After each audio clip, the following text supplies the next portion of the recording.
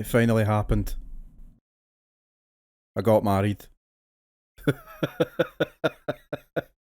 And it's a lot of people are asking me, is it what's different and how's married life and has anything changed or anything like that? And my answer has just been no, no, nothing's changed, nothing's different. It's the same. It's the same. The only difference is we now have a marital status, and that's it. We are now legally married. That's the only difference. Nothing else has changed. I would say the only difference physically is I have a ring on my finger, but as I speak right now, I do not have a ring on my finger. My ring is too big for me, so and I can't get it altered because it's titanium, and you can't smelt titanium. The only option I had was there was two options. The first option was not an option for me. The first option was I could take it back into the shop and get it replaced for free or at no extra cost, provided that the ring had not been used, grazed, or in any way shown any signs of wear. Unfortunately, it had shown signs of wear from just from the day in general, and I'm like, that's one of the negatives. It's one of the downsides about having a titanium piece of jewellery is that it does graze easy. So that would also attest to its lower price point. But the reason why I got titanium is that it's actually, despite the fact that it grazes so easy, is that it's actually more durable than all your normal, typical materials like gold, silver, white gold, or anything of the sort. Because of the job I do, the ring material makes sense for me because I'm handling chemicals, I'm cleaning a lot, and I'm wearing different types of gloves that I have different reactions to, and all that shit. So a normal ring that's gold, silver, or anything of the sort would have been a little bit problematic, and I probably would have ended up taking trips to the jewelers more often than really necessary. So that's why I went for titanium. It was a smart decision, I think, but every pro has its con, I suppose, and the con here is that I do have to get another ring entirely because the size that I was looking for the ring I had was not available.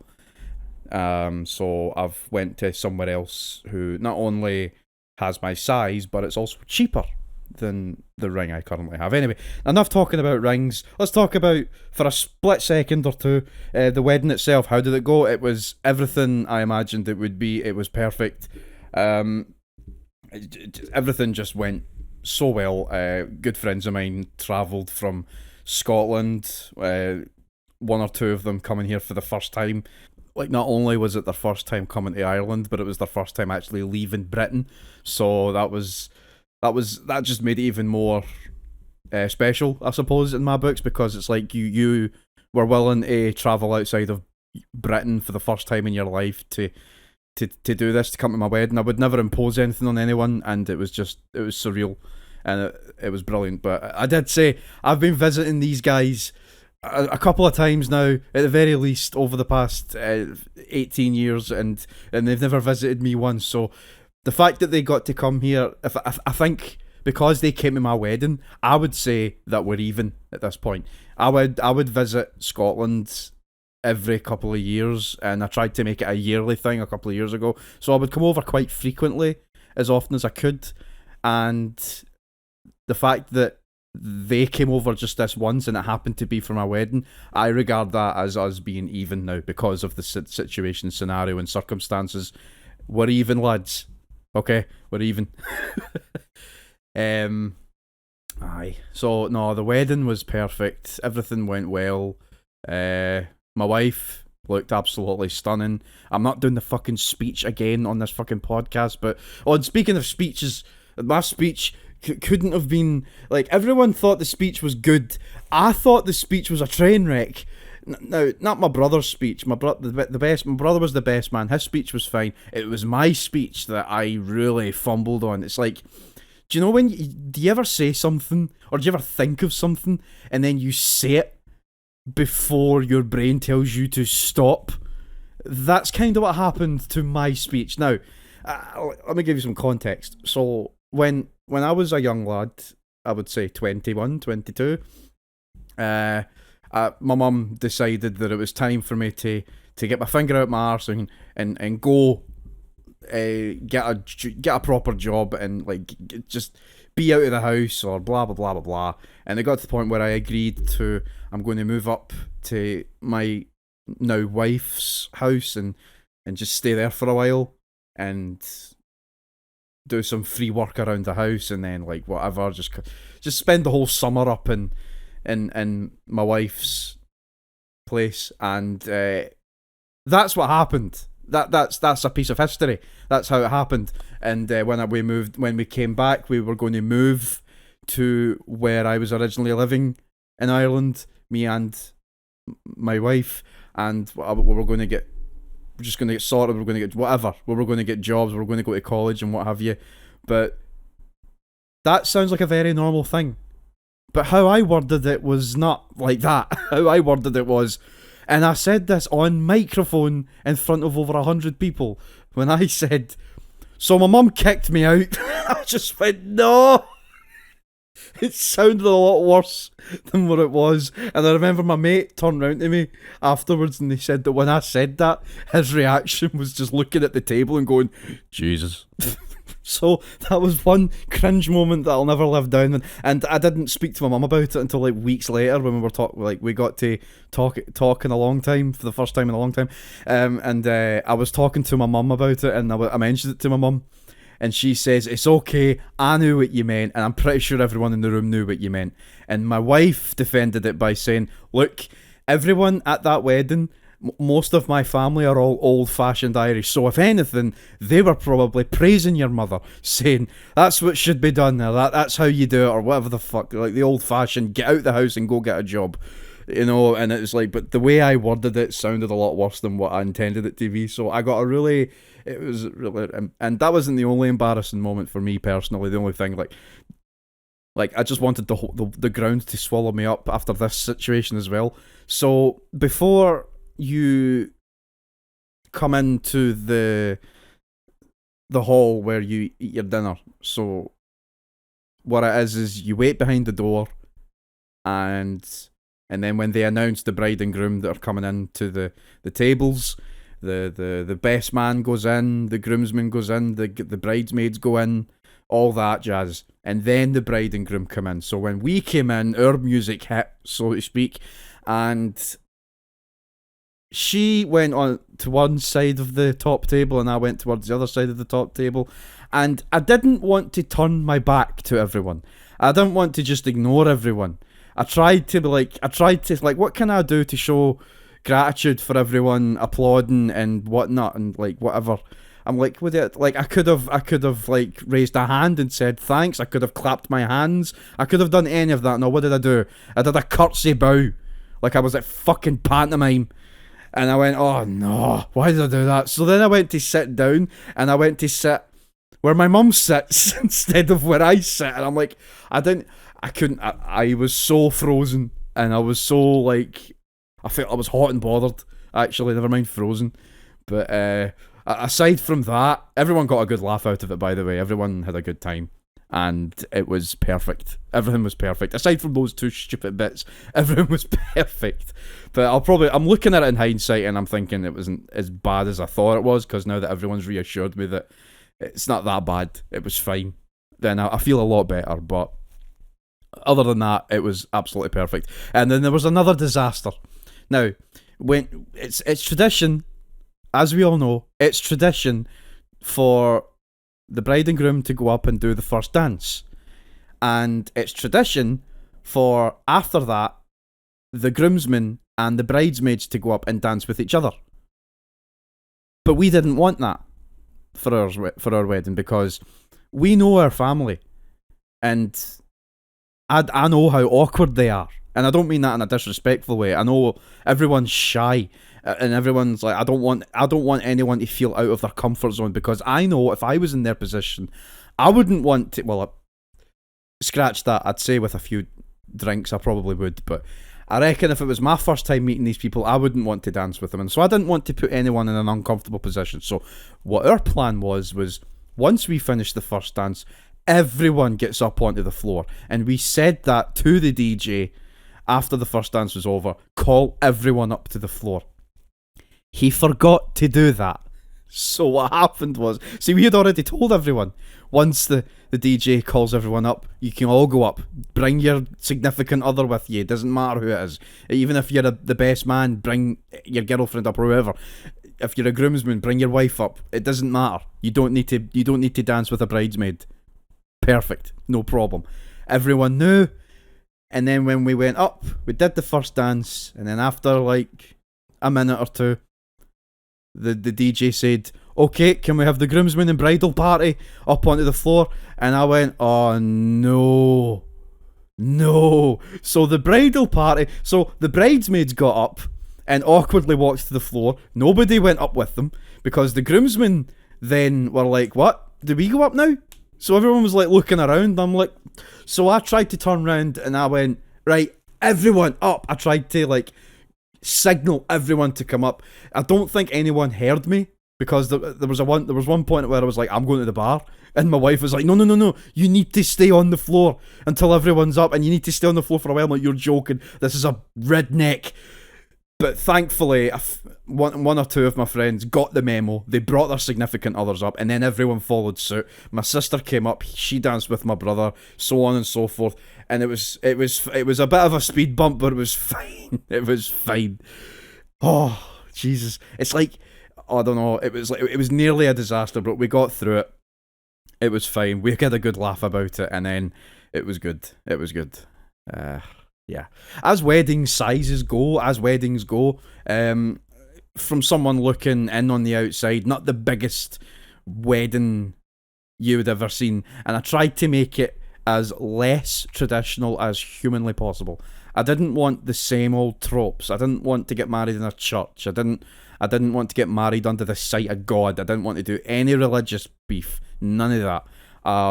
So it was a non-religious wedding. Very personal stories told at the altar. No God involved, nothing to do with that. No spiritual nonsense. All of that. We didn't want to do the speech before the meal. We wanted to do the speech after the meal, because I've heard stories about how people can't stand hearing speeches before they've ate because you're hungry. You want to eat. You don't want to sit through a long speech, especially if you don't know the person.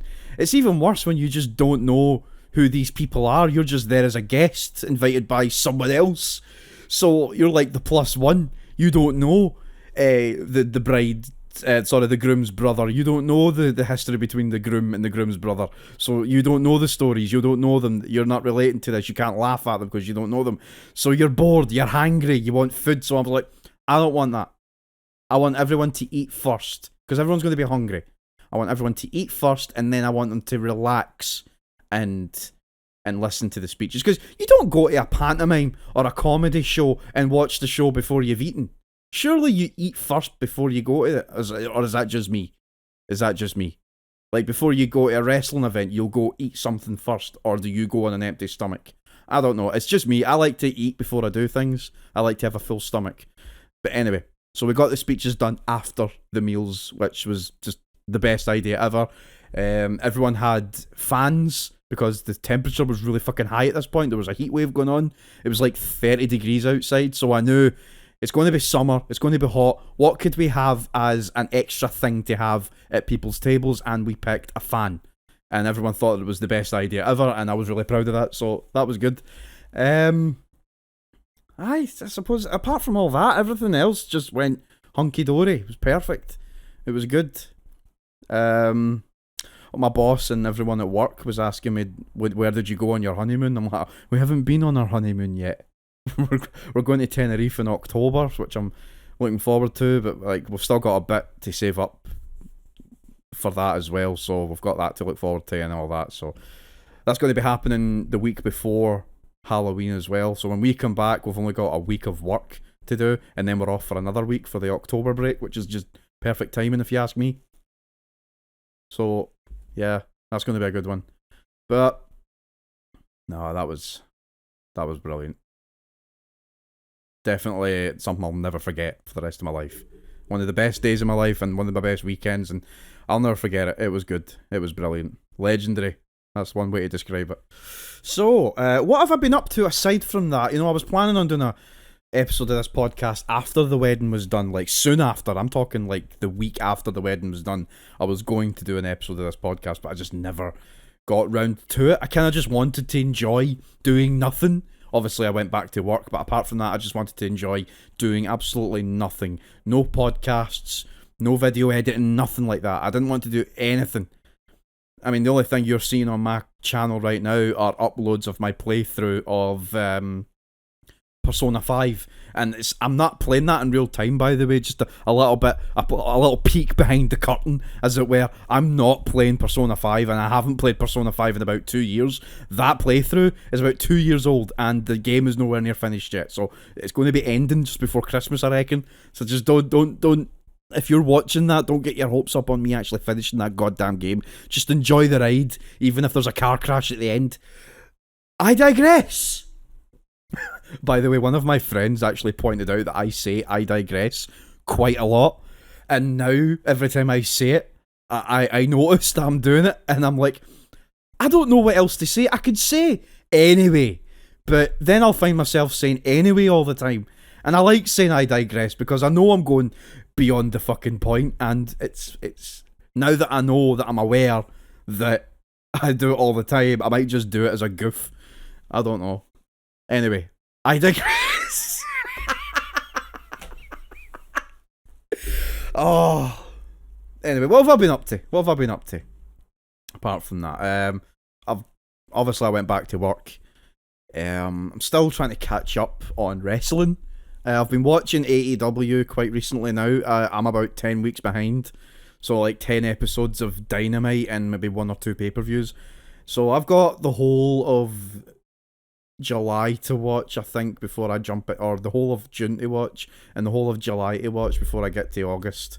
So at the moment I'm watching Forbidden Door. I've got a rough idea of what happens at the end of everything. It's just the matches I want to see, and so far the matches have been absolutely stupendous. So I'm halfway through Forbidden Door right now, and I probably won't get to recent episodes of Dynamite for another week or so. It just depends on how tired I am during the evening and how tired she is. If she's too tired, she won't watch it. If I'm too tired, I won't watch it. And if we're both too tired, obviously nobody's watching anything. So we've got to be in sync for that, and we've been out of sync for a good few weeks now, I would say.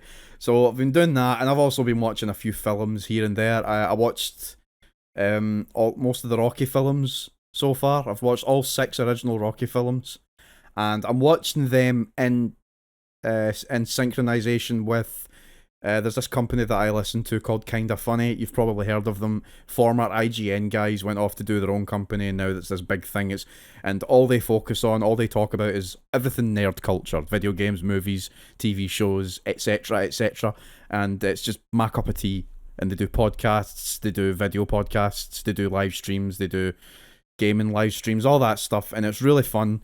And they do movie reviews, like I said, and right now they are reviewing all the Rocky films back to back. And so far they've gotten as far as Rocky 4. And I'm like, I might as well watch all the Rocky films and get them over with as well, so that I've got some recent, even though I know the films inside out, I kind of like to watch things and see if there's anything I miss in these films, so that when they point it out, I'll be like, I saw that too. It's whatever, it's being part of a conversation, even though they don't know I'm being part of the conversation. I digress. I'm going to say this, by the way, and this is a hot take, as everyone calls this. Controversial, but I will die on this hill when I say Rocky 4, probably the worst Rocky film out of the 6. And I've got an explanation for that. I came to this conclusion about 2 weeks ago when I decided to watch Rocky 4 for the umpteenth time, but before I would watch it and I wouldn't really have a critical eye, and I suppose I don't really have a critical eye when watching films, but since I've been watching these films back to back over the last 2 weeks, I've came to the conclusion that Rocky 4 is actually my least favourite for a couple of reasons. First of all, there's too many montages in Rocky 4. Everyone says that that's the best part of Rocky 4, but like, if you want that many montages, you're basically just watching a music video. Apparently the montages take up 1/3 of the entire film. And that film is only an hour and a half. So when you think about it, take away all the montages and the opening credits and the like. If you take away the opening credits, the opening of Rocky 3, like every Rocky film apart from Rocky Balboa starts with a recap of the previous film where it's him like at the end. I always skip those bits because especially if I've just watched it, I don't need to watch it a second time. So I skip that bit. So if you skip the entire intro sequence, like the recap, and you take away the end credits, and you take away all the montages, Rocky 4 is only about an hour long. Maybe not even. It's about an hour long. And it just ends up feeling like Rocky 4 isn't a movie at that point. It's a TV show. It's an episode. And the montages are the commercial breaks. That's what Rocky 4 feels like. Nothing happens in it. The one major thing happens in it. And I'm not going to spoil it. I don't care if the films are like 40 years old or 30 years old. There are people that have not watched the Rocky films yet, so I'm not going to spoil it. But something major happens in Rocky 4. And the follow-up to it is like immediate. It jumps straight to it. It jumps straight to the crux of the story, the main plot point of it just jumps right into it, and it's over before you know it. There's barely any build-up. It's just, this is a thing that happens. This is a thing that's a ramification of what happens. Here's how we're going to play it out. It's going to be an hour long, and that's it. And it's an hour long. And it's like, it might be one of the most fun Rocky movies to watch as an entertainment thing. But if you're watching that to see any character build up, any character development, if there's any to be had, anything like that, you're not going to find it in Rocky 4. And here's another hot take. Rocky 5, not that bad. Rocky 5 is not a bad film. Like, yeah, obviously, Sylvester Stallone has gone on record to say that he regards that as his least favourite film, and that he rates it a 0 out of 10, and that he made Rocky Balboa, and he didn't want to recap Rocky 5 because he didn't want that to be referenced, because he was ashamed of it, that he made it out of greed.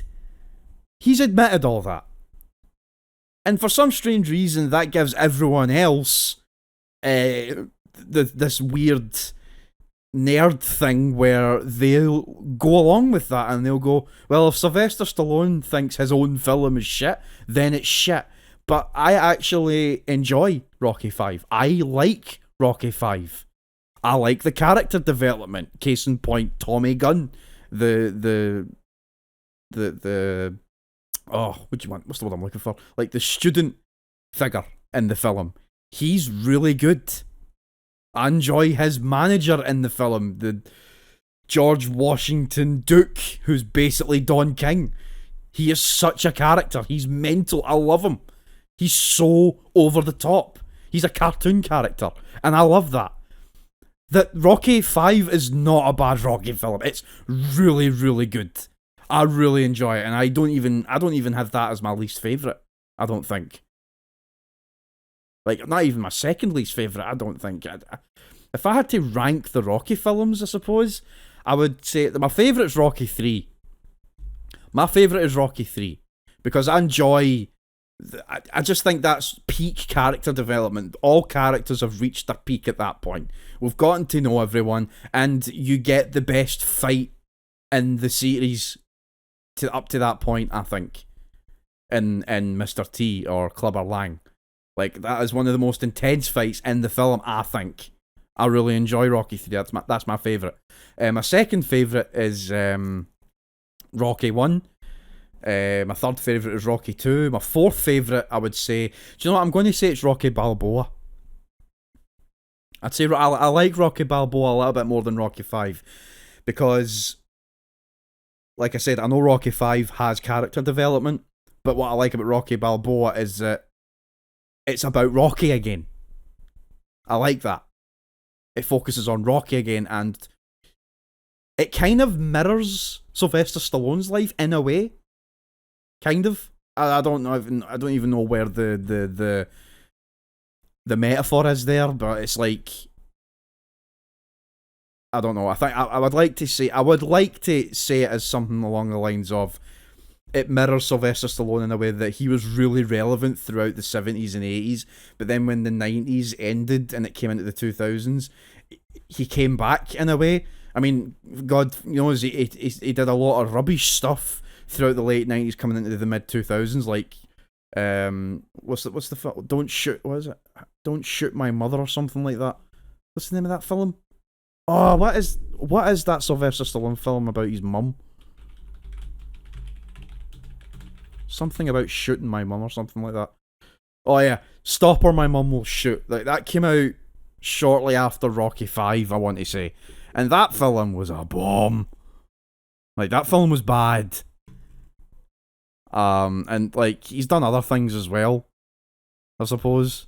Like, he's done Dread, isn't he? Did he do Dread? I'm pretty sure he did Dread at some point. Definitely did Dread. He did Demolition Man, Judge Dredd, I said that already, Copland.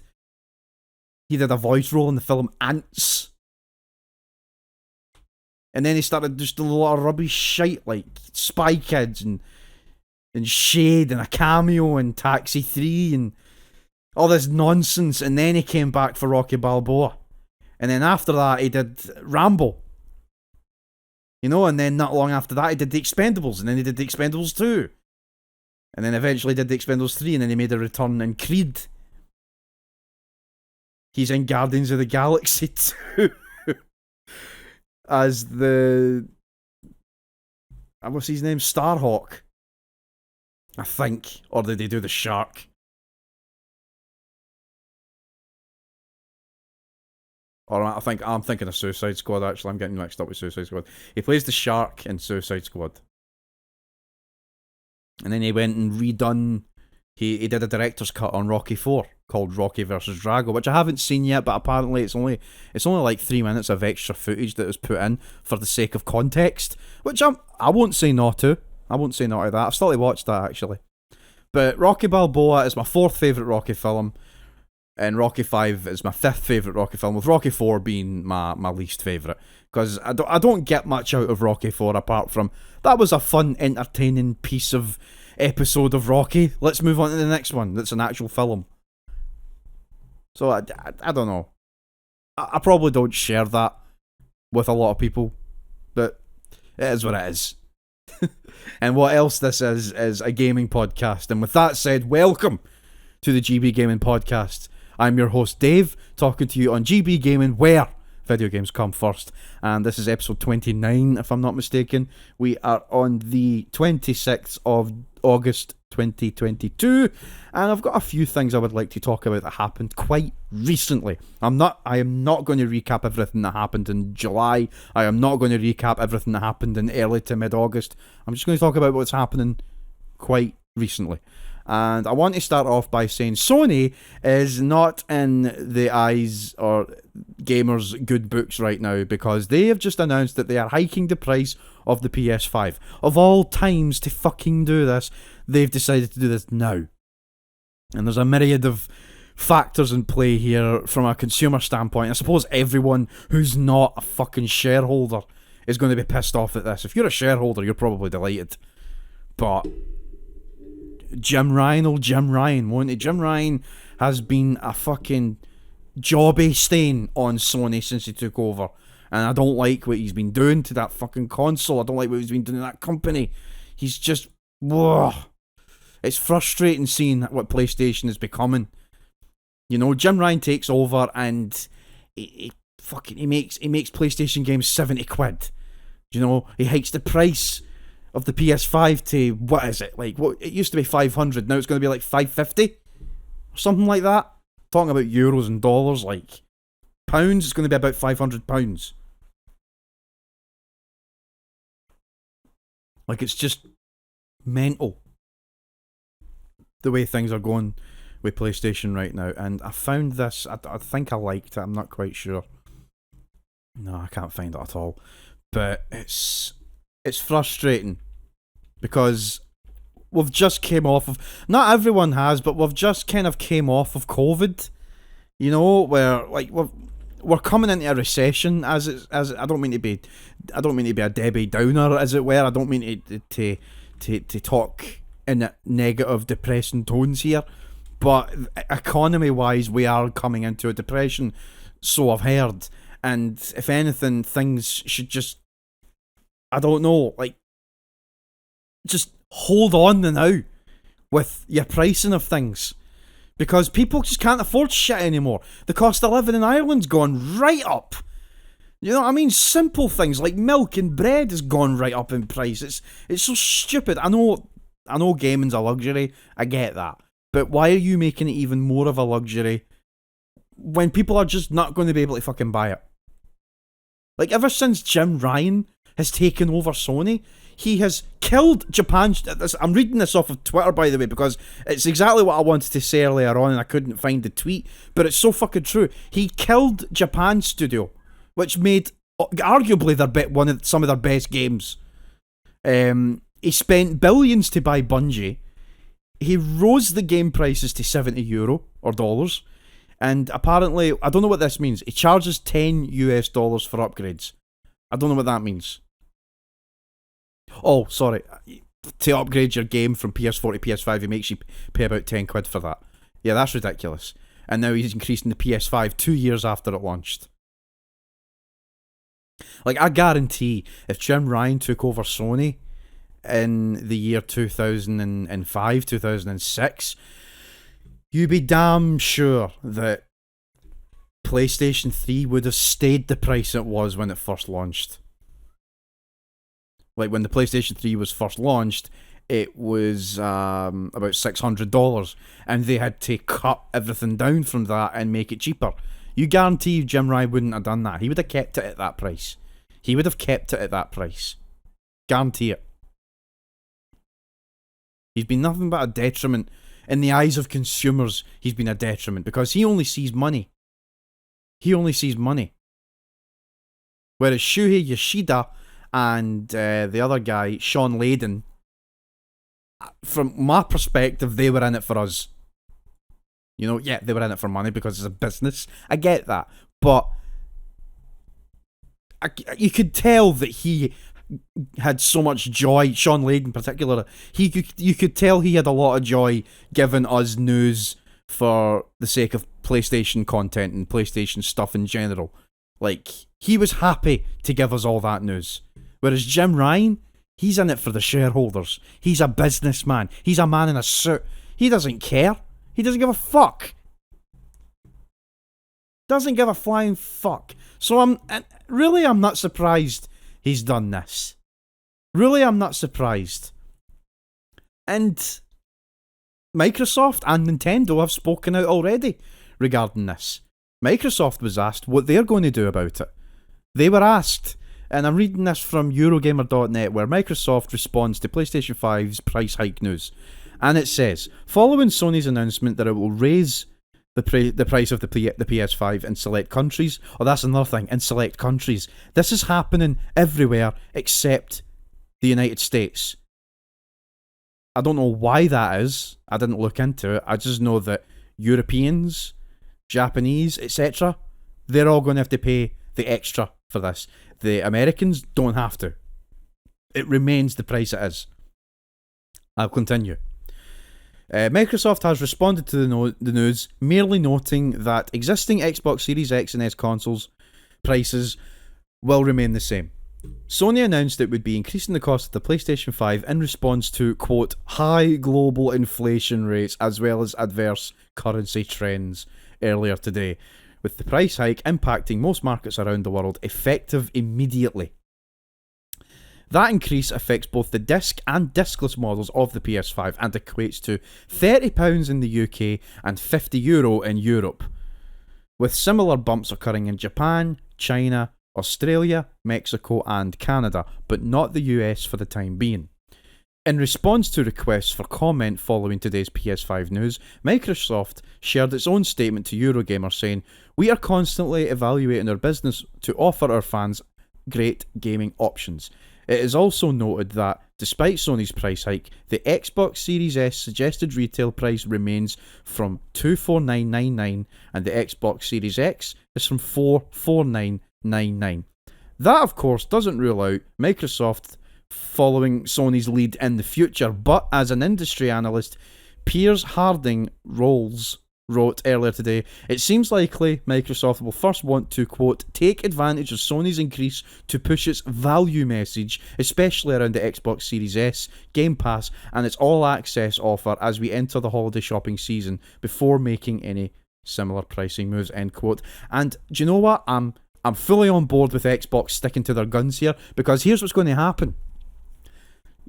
Christmas is coming up. Black Friday's coming up, right?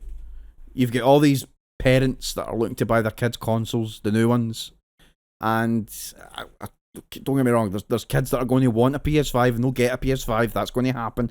But what about these parents that want to spend as little as possible, but like for, you know what I mean?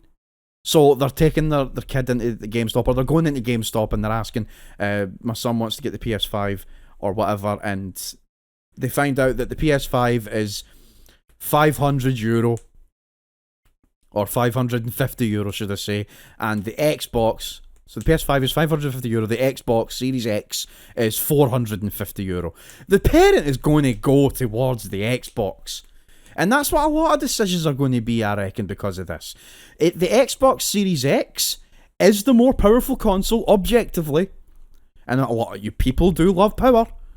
They're going to go for the cheapest option. The Xbox Series X is the cheapest option and has the most value. And I say that as a non-Xbox Series X owner and a PS5 owner. I have a PS5. I do not have an Xbox Series X.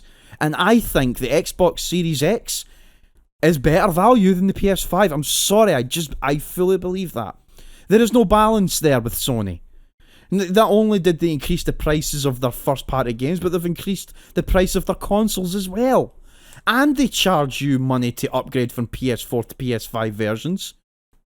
Not all of them, but some of them. Like ones that are published by Sony and developed by Sony. You have to pay money to upgrade from PS4 to PS5. With Xbox, you just put the disc in and it gives you the best version. If it's there. Do you know what I mean? It's like, it's a no-brainer. The Xbox is better value, and I'm not a fanboy by any means. I wanted a PS5 because I want the games that are on PlayStation 5. Those are the games that I want. I do want an Xbox Series X. There are games on that I do want, but I'm not in a hurry for them. The PlayStation 5 offers games that I do want. But it soured me a little bit knowing that these games cost as dear as they do, and then they're going to increase the price, and any newcomers who were maybe, and I get it, people are saying, oh, it's only £30, oh, it's only €50. I guarantee you, this is only the start of it. This is only the start of it. You be guaranteed that when the PS6 is launched, it's going to launch at $600, €600, £600. You be guaranteed that it'll be that price. And this doesn't look good on Sony in the eyes of the UK anyway, because if you weren't paying attention, Sony is being sued by the UK for, quote, ripping off its customers. I can't believe I'm saying that. I found this article last week and it blew my mind. So I'm pulling this from Sky.com, would you believe? And they said, this is Sky News, it says Sony PlayStation is being sued for £5 billion amid claims it, quote, ripped off 9 million consumers. Consumers have been overcharged for their digital gaming purchases by as much as £5 billion over the last 6 years, the legal action states, with estimated damages per individual estimated between £67 and £562. That minimum of £67, you'd be damn sure that's the price of a first-party game. Brand new. It's ridiculous.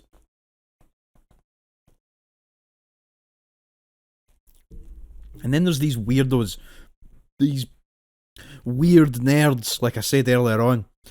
Only this time in the form of fanboys for PlayStation that are in favour of this for some fucking reason. I don't get it.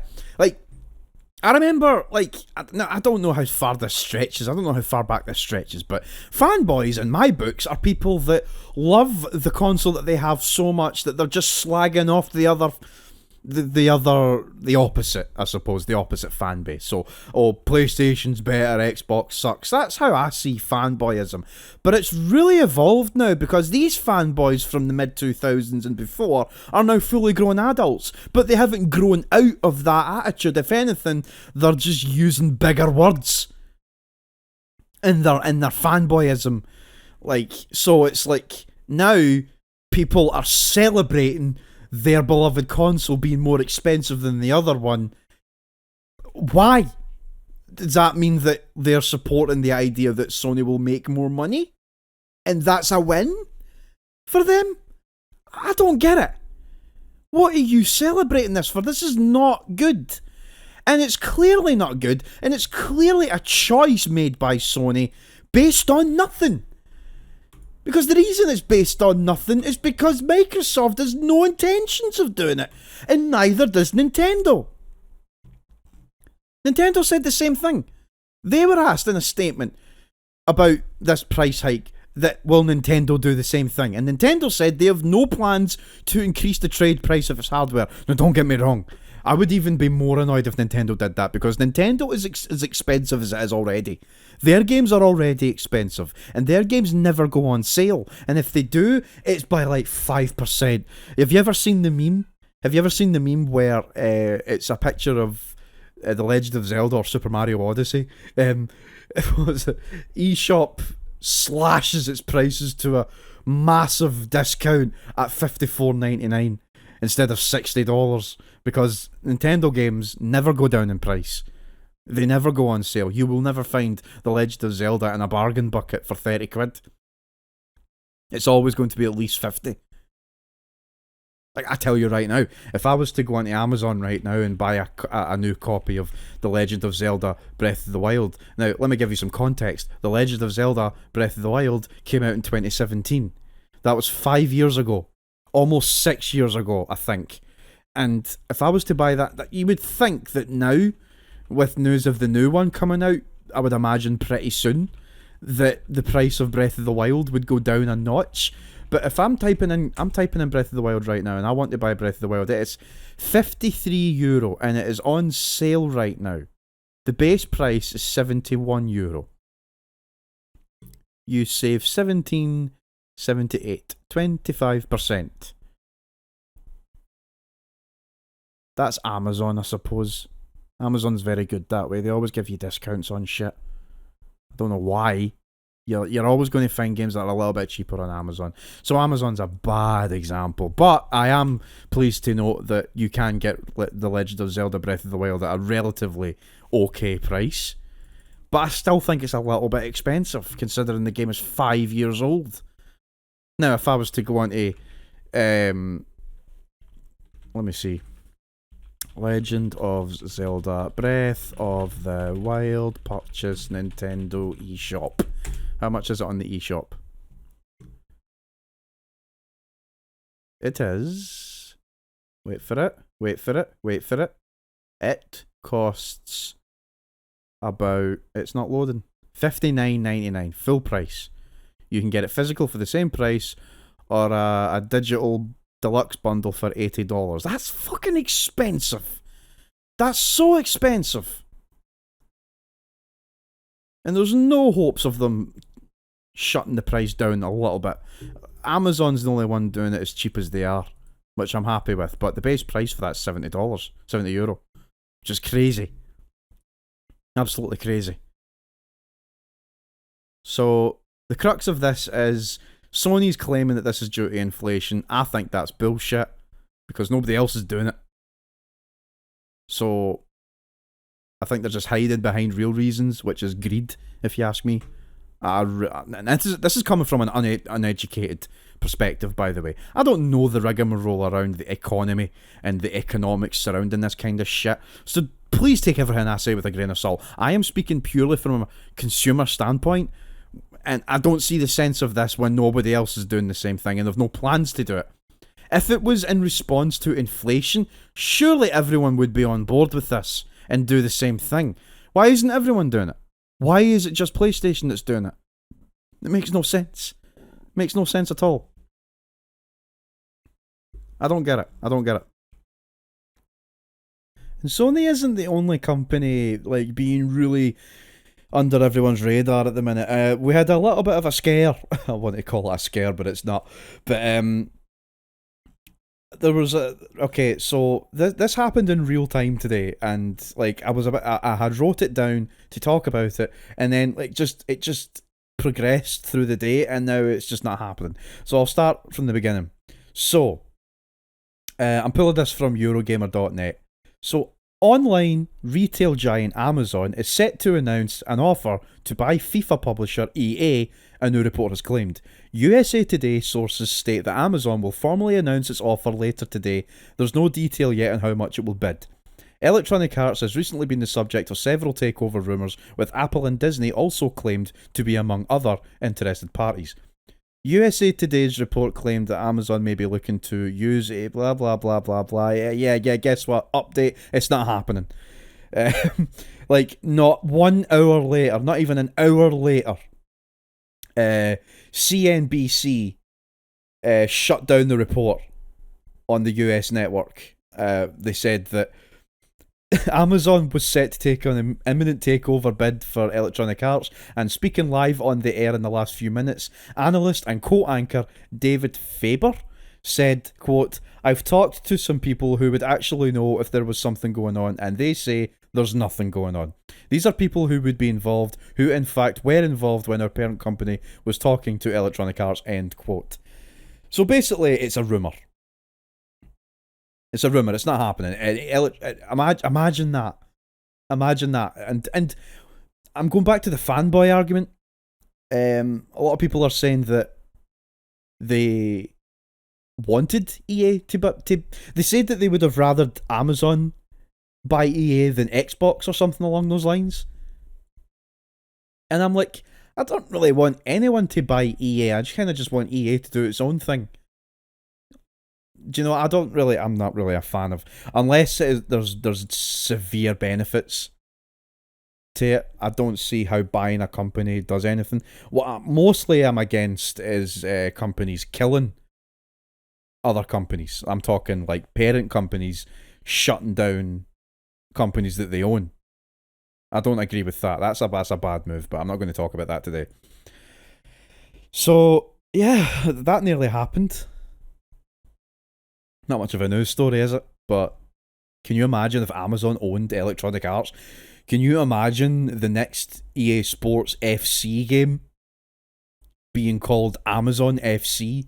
Like, FC is what FIFA's going to be called in 2023 because they're losing the license, or they've cut the license to use FIFA going forward. I think FIFA 23 will be the last FIFA game to be called FIFA. I don't know if it'll probably remain the same afterwards, minus a few license cuts, but yeah, that's another story for another day. But can you imagine? Can you imagine? Okay, next story. I probably shouldn't have even put that in here. It's not really something that I particularly care about, but I might as well. It's in there. Amazon was rumoured to be buying EA, and now they're not. You can stop panicking, lads. In the world of video game release dates, well, I'm not giving you any news on any games that are coming out soon, but what I can tell you is that Saints Row, the supposed reboot of the long-running franchise Saints Row, which started in 2006, ended up spanning numerous sequels up until Saints Row 4, got a reboot treatment in 2022, as late as August 23rd, and it finally came out, developed by Volition, published by Deep Silver, and apparently it sucks. But I think the problem people are having with the game isn't so much the game itself. A lot of people are saying that they shouldn't be buying Saints Row because it's really bad, and I'm like, define bad. People are comparing it to Cyberpunk. I'm like, okay, it can't be as bad as that. define bad. Define what people is.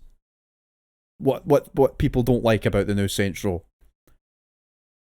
Apparently, it just released to a myriad of bugs.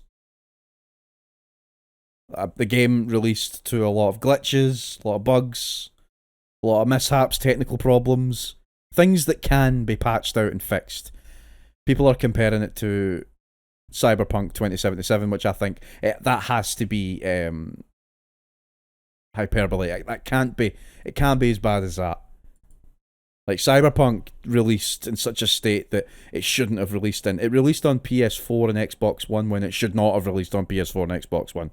Like, don't get me wrong, I know people who enjoy that game on those consoles, but the game was clearly made to run on newer hardware, and the developers have even admitted something along those lines where they just never tested it on those consoles. I digress, I'm not talking about that, I'm talking about Saints Row.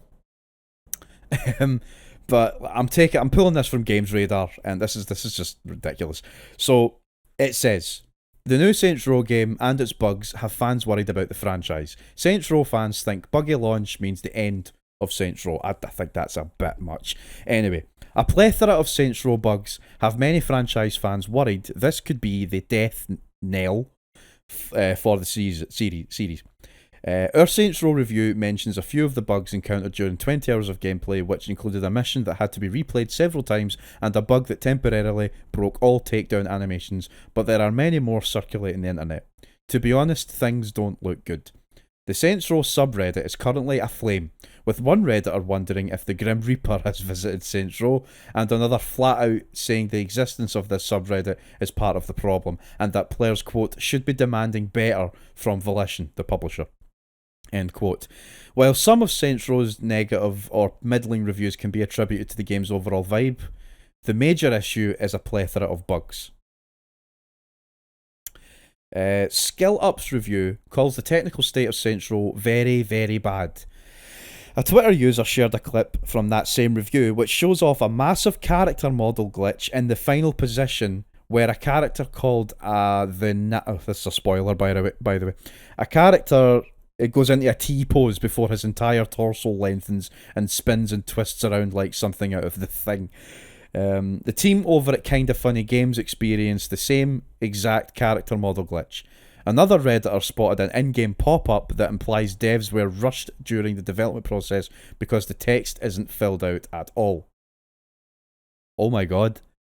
So, someone got XP on the game, and you get a notification saying you've got XP. So, for example, Headshot Kill is the title, and underneath it says XP 50. And then under that it says Label, and under that it goes too long text goes here, which is clearly a placeholder for when you're going to put actual text in there. And clearly they were rushing. Like they were trying to rush the game out. And this comes at a time where I thought crunch was becoming... I'm not saying it wasn't taboo to begin with, but crunch is never a good thing. But I thought we were past it, or I thought we were making progress to be past it. Companies need to stop looking for deadlines. Who are you appeasing for deadlines? When have we ever given a fuck about when a game's release date is announced? You could announce a game 5 years from now and we'll probably be annoyed that you've announced it so far away. Do not announce your game is coming out until you are so sure that your game is going to be coming out. There have been far too many times where we're hearing games getting delayed, where we're getting announcements of games that are nowhere near Look at the state of Star Wars Knights of the Old Republic. You might not have known this, but you probably do. But if you don't know, here's what happened. And I don't mean to go off on a tangent here, but this is what I do. This is my podcast, I'll do what I like. Anyway, Star Wars Knights of the Old Republic, a game that was announced to be remade from the ground up on PS5. We haven't heard from it since its announcement. And it turns out that the remake ended up getting delayed indefinitely. This was a few weeks ago. It was announced to be delayed indefinitely. And now we're hearing that the game has changed hands to someone else. So, hold on, who is it? Embracer Group, who now own both Aspyr and Saber Studio.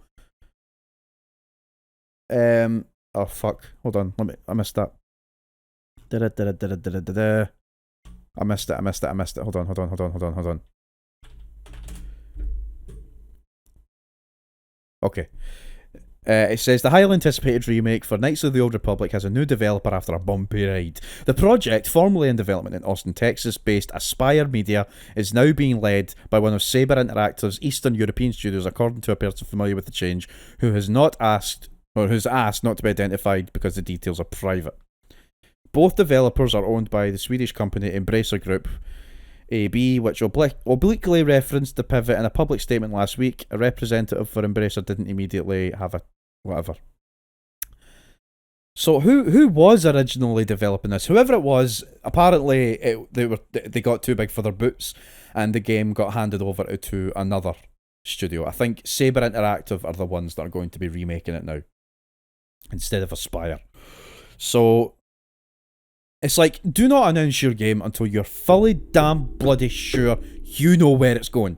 Do not announce a game when you only have a couple of models done and a title created, like a logo. Get some progress made on the game. You know, get something done. Don't announce that you're making a thing, because you can't be full sure that you're making a thing. And I'm going back to Saints Row.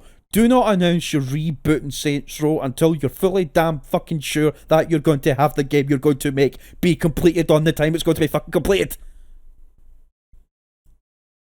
Did I make sense? This is ridiculous. This is happening more and more, and it doesn't need to happen. It really doesn't. Nobody was like, what? Consumers don't give a fuck when your game comes out, as long as it comes out and it works. You buggers. Volition should know better. Volition should know better. And the publisher should know better.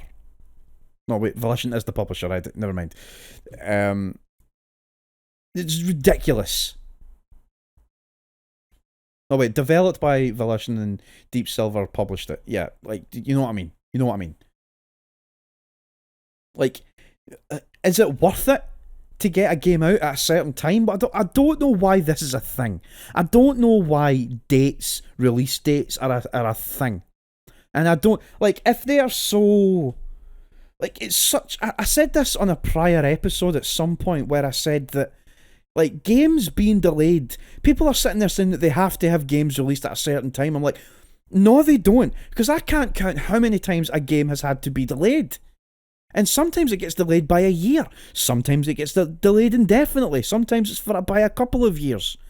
I don't think it's as strict as that, having a game released at a certain date, because if it was, your release date would, I'll tell you what, if a release date was as strict as everyone's making it out to be, then every Grand Theft Auto game would have released on the initial date that it was set to release. Almost every Grand Theft Auto game since Grand Theft Auto 3 had some delay by at least a year. Like, look at GTA 4. Look at GTA 5. GTA 5 was announced in 2010 and didn't come out until 2013. You know what I mean? Don't release a game until you know it's fine. Now, I cannot stress this enough. This whole fucking shite of, they do patches so that, like, these are things that we might have missed during development. How do you miss the bugs that are in that game? How do you miss that? I would understand if it was like a missing texture here, or an odd bug here where an AI was going the wrong direction, or your car kind of glitched through the wall, or got the classic freezing and shutting down. Like, those are so normal. Like, I would understand that, but these are full-blown game-breaking glitches. How do you miss that? How? I don't understand. I don't get it. It's like, you're a big company, Volition. You're a big company, Deep Silver. You should know better. You should 100% know what you're getting into here. I would like to say that Deep Silver and Volition are like some form of experts in this, that they've done it for a long time. Volition Studios have been around since 1996. Or 1993 if you want to go back to when they were called Parallax Software. You know? Like, when they were making games like Descent. They've been around for a long time. And they've been making Saints Row games since 2006. They've been around. I don't know what it is they did to fuck up here.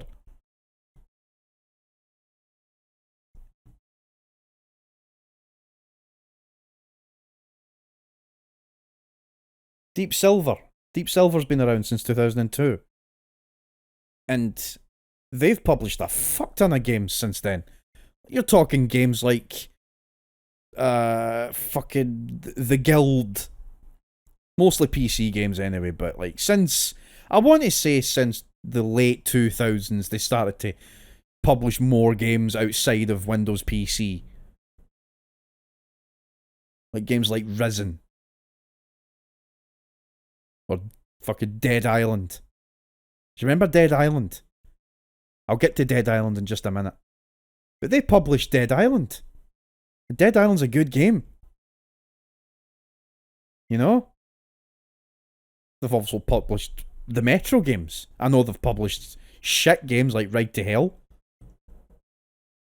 Published Wasteland 2. Obviously every Saints Row game under the sun. They're not stupid. So I don't know where this comes from. But what I will say is that the reviews, the feedback, if I guarantee, if the from what I've heard, and only from what I've heard, because I haven't played the new Saints Row, but from what I've heard, apparently the gameplay is basically fine. Apparently the gameplay is not that bad. It's fine. It's not great, but it's fine. It's the bugs.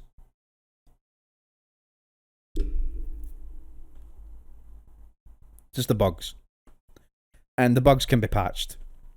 And they will be patched, apparently, because they said that they were going to release a day one patch for the game, which are kind of weird considering the game is out. But they said they were going to release a day one patch to fix all this shit. And I'm pulling this from the Washington Post. Am I even subscribed to the Washington Post? For some reason, I'm able to read this. Anyway, it says, Saints Row is an open-world action game series that has defined itself for being sheer dumb fun. If Hangar 13's Mafia series is the godfather of video games and Rockstar Games' Grand Theft Auto is Goodfellas, then Volition's Saints Row is the Fast and the Furious with dabbing, hoverboards and bedazzled bazookas. 2006 is blah blah blah blah blah. Okay, a nice history lesson on the Saints Row franchise. Enter 2022's Saints Row, a reboot that developer Volition said would take the series back to its roots and focus on a small-time gang becoming a major player in the criminal world. Okay. Right. When I think of the original Saints Row and going back to its roots, I kind of think of that. I don't mean to sound racist here. I am not intending on this, but it's that yo-yo gangsta type deal. That theme, you know, you're talking southern Los Angeles gang style, like look at San Andreas, like that type of gang warfare. That's what I associate Saints Row as, you know. That's what a lot of people like Saints Row as. We know that they're a bit wacky, we get that. But Saints Row 4 jumped the shark. I suppose Saints Row 3 wasn't that bad, but Saints Row 4 jumped the shark. And when they announced they were going back to their roots with Saints Row, this one, and I saw the characters on it, and I'm like, The thing I liked about the original Saints Row is that the characters were kind of intimidating in a way. They were goofy, but they were intimidating. You don't fuck with them. These guys, they look like Zoomers. You know, they look like hipsters. They remind me of the characters in Watch Dogs 2. But I suppose the characters in Watch Dogs 2 were actually interesting. These guys do not look interesting. They look like it's Zoomers. They're all Gen Z. And I bet you any money they use Zoomerisms like, oh, that shit is fire. Or whatever the fuck. Like, y'all. They say y'all a lot. There's a lot of Zoomers that like talk like they're fucking white rappers, and it fucking bugs me. But I look at these guys and I don't think they look anywhere near as intimidating as the characters in Saints Row looked, the original Saints Row. But I'm going off on a tangent anyway. Blah blah blah blah blah. Small time gang becoming the major enough player in the current world, but without losing the cheeky, irreverent niche that Saints Row has carved for itself. I'm happy to report that Saints Row succeeds on that front. Okay, I'll take your word for it. The writing is wacky, the humour is silly, and the characters have some surprisingly poignant moments in between all the crazy hijinks. I am sad to say, however, that Saints Row is also one of the most badly optimised and buggiest games I've played all year. Again, the criticism seems to be going towards the bugs. I'm going to continue. In this latest entry, you play as a penniless 20-something-year-old living with their 3 friends in Santo Ileso, a new metropolis inspired by the big cities of the southwest. Think Las Vegas or something. Your tight-knit group of misfits include the brainy entrepreneur Eli, artistic mechanic Nina, and fun-loving DJ Kevin, a thinly veiled reference to Asian American rave babe meme persona Kevin Nguyen. I don't know who that is. Your origin story is quintessentially millennial and Gen Z. After working thanklessly for giant corporations and struggling to find stability in a highly volatile job market, you and your friends decide to go do your own thing by starting a new criminal syndicate called the Saints. To fund your big burgeoning... Okay, you're just going through the rigmarole on what the new Saints Row comprises of in terms of story. Okay. So basically, the game plays supposedly fine. It's just buggy.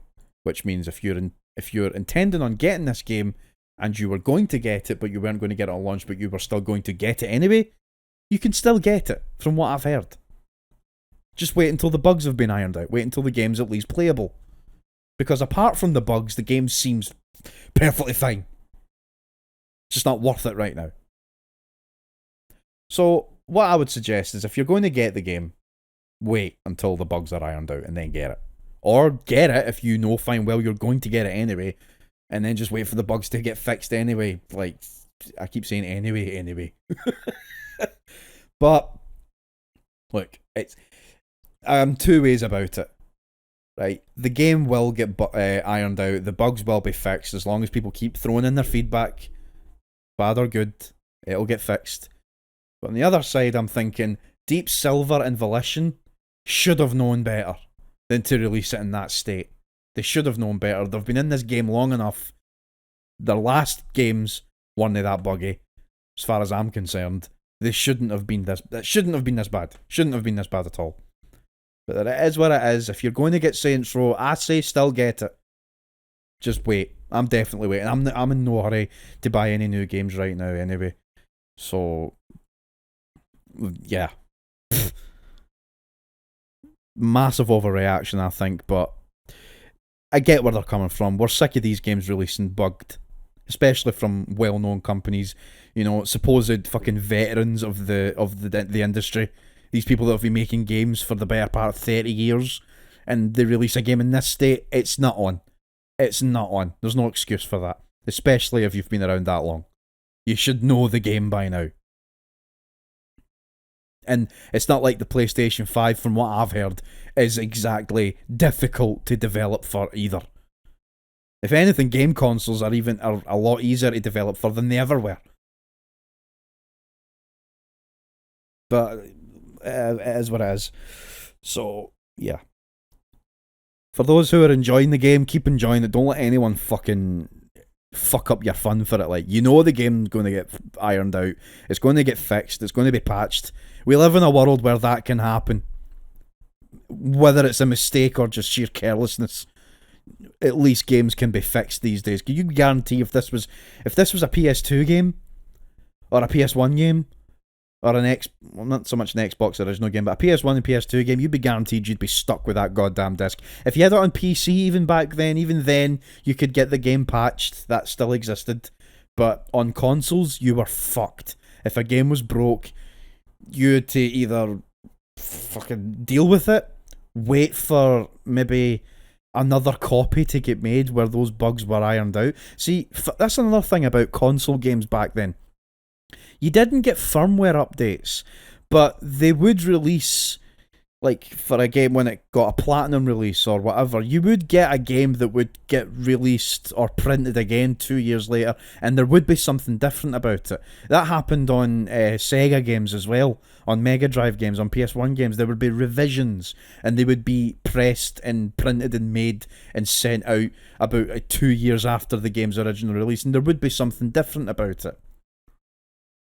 And I can't speak anything off the top of my head, but I remember there were certain elements about Grand Theft Auto Vice City that were there on launch, but later releases on PS2, be it the Platinum copies or the Xbox copies going forward, there were things taken out or replaced.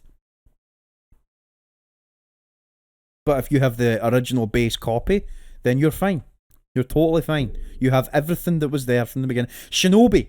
The Revenge of Shinobi on Sega is another good example where that game released and it had Godzilla. You could fight Godzilla as a boss. You could fight Batman as a boss. Rambo as a boss. Spider-Man as a boss. The Terminator as a boss. Well, one of them is a normal enemy, but you know what I mean. You could fight all of those characters and they were all licensed, some of them. But over the years, they would reprint that game, and some of those things were taken out. Godzilla was replaced by just a fossil dinosaur that was just alive. Wasn't actually Godzilla. Batman was replaced by this devil figure. Spider-Man was replaced by a guy in a purple suit. You know, the Terminator was replaced, or Rambo was replaced by a baldy guy. You know, the games would be released on other cartridges going forward, and they would be a little bit different. And you would never tell what version you had unless it was like a compilation version. I don't know what version of The Revenge of Shinobi I have. I didn't check. But anyway, what I'm saying is that nowadays we have it a little bit easier when it comes to games that release in a state that isn't what they intended, and they can fix it by releasing a patch.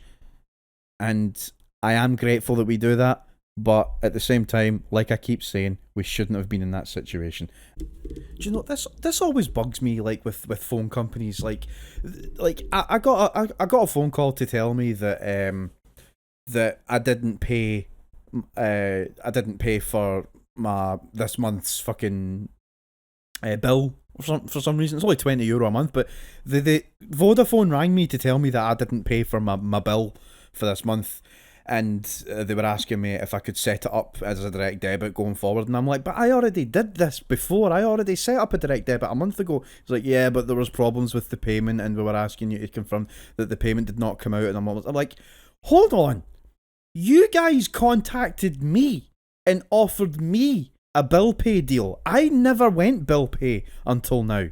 This is my first time on bill pay, and you guys are fucking, like, get off my case. You know, it should be straightforward. It should just come out. But he's sitting there telling me that I'm in arrears of 20. I'm like, in arrears? You contacted me.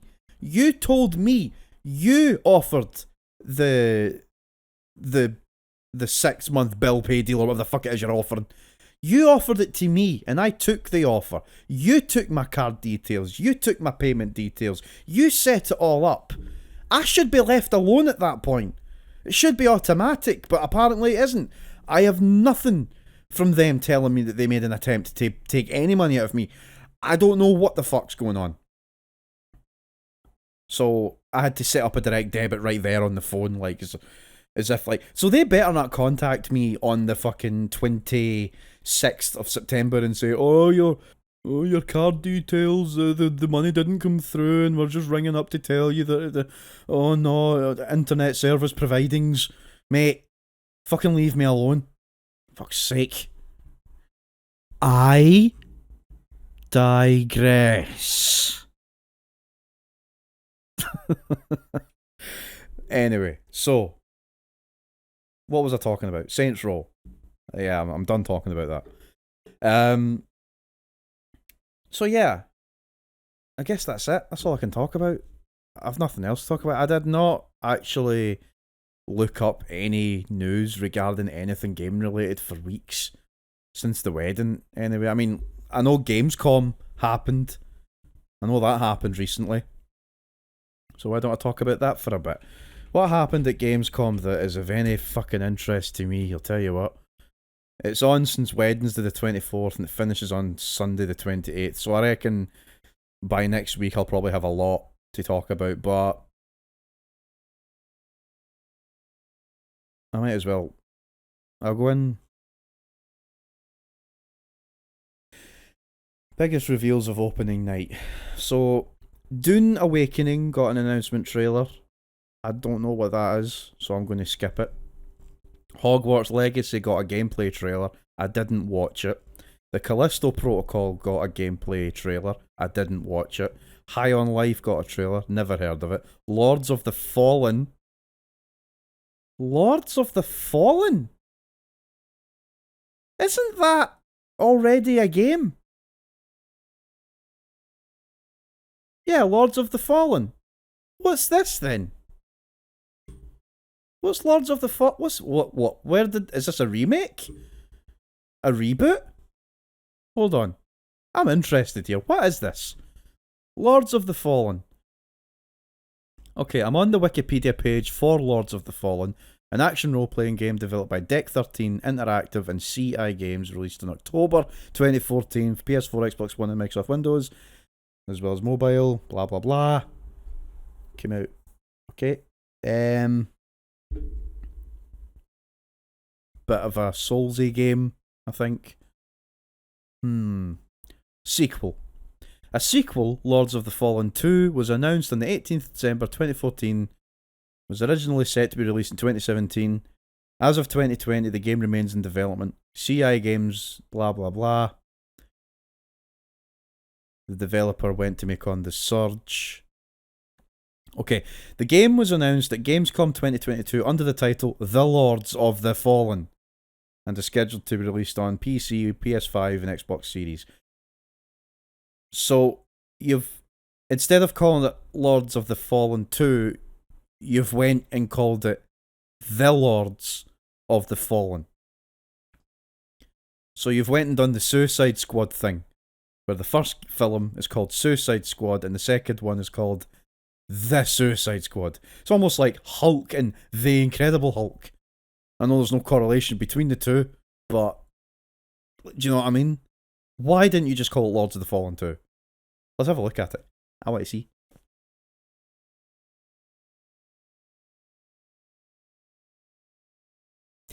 Hold on, I just saw the first 10 seconds of that trailer and it does that thing that I fucking hate. Do you ever see a trailer that comes out and it's like, it shows you all the bits of the trailer in the space of 5 seconds before you actually watch the actual trailer? What is that? Why do companies do that?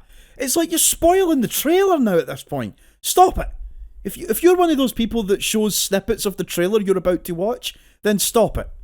It's like watching, I don't know, it's like watching a trailer for a film before you actually watch the film. No, it's not like that. It's worse. It's annoying. Stop doing it. Anyway, that's what it did for this fucking The Lords of the Fallen trailer. I'm watching it now. So let's see. What is this? What's that about? Better turn the volume up, can't hear shit. Okay, I just finished watching the Lords of the Fallen trailer. It's just a cinematic trailer, I suppose, so there's not really much I can go off on with this, but it looks good, I suppose. I mean, it's, like I said, it's just a cutscene. But I think one thing that took me out of the trailer was that for some strange fucking reason, they, of all songs, like, they decided to play, what's the name of the song? Mother by Danzig into this trailer. This dark fantasy, depressing, medieval type trailer. They play Mother by Danzig halfway through it, and it just took me right out of it. But never mind. I've not really played much of the original Lords of the Fallen, but I've heard it's quite good. Like, I've heard it's alright, but I haven't played that much of it. I think it plays a bit like a Souls game, so it's probably that type of style. It's published by Bandai Namco Games in North America and CI Games and PAL Regions and Square Enix everywhere else. Well, it looks alright, but no, it looks like one of the games where you have to kind of dedicate some time to it. But I'm not really. It looks like a Souls game, and I like Souls games, but not to that extent. I have Demon Souls and I have Elden Ring, but I haven't played much of either the two of them. So, The Lords of the Fallen. I don't know what High on Life is. Apparently, it's an indie game. Something to do with Rick and Morty. I haven't watched Rick and Morty, so I can't speak for it. The Callisto Protocol, I'm not watching that trailer. The Hogwarts Legacy, I'm not watching that trailer. Dead Island 2! Oh, I have to see this now. Hold on, just bear with me. I'm away to watch the Dead Island 2 trailer. I'll be back in just a second. So I just watched the Dead Island 2 trailer there, and I did not know that they were still going ahead with that game. I thought it got cancelled. I'm pulling this from GameSpot. Well, not GameSpot, sorry, Buzz.ie. It says, fans of the action role-playing game Dead Island, which was originally released in 2011, have been waiting for a sequel to arrive for a long time. But after it changed its game studio twice since it was first announced in 2014, Dead Island 2 is finally escaping development hell as it was featured as one of the most high-profile games in opening night live.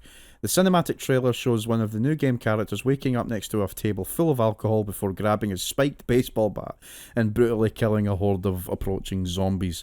First gameplay scenes were shown right after, detailing the various bloody ways to take out zombies as well as first bits of the game's story. It will also be the first game to feature Amazon's Alexa game control, which will let you interact with zombies in-game just by using your voice. Barring any further delays, Dead Island 2 is set to launch on the 3rd of February 2023 on PlayStation, PC and Xbox. Amazon's Alexa game control? What is that? I've heard about this, but I didn't know. I didn't know what it was. I just heard about it. Apparently, Alexa game control allows gamers to play games using their voice. Dead Island 2 will be the first game to be compatible with Alexa game control. You can yell at zombies now, basically. Do you know what?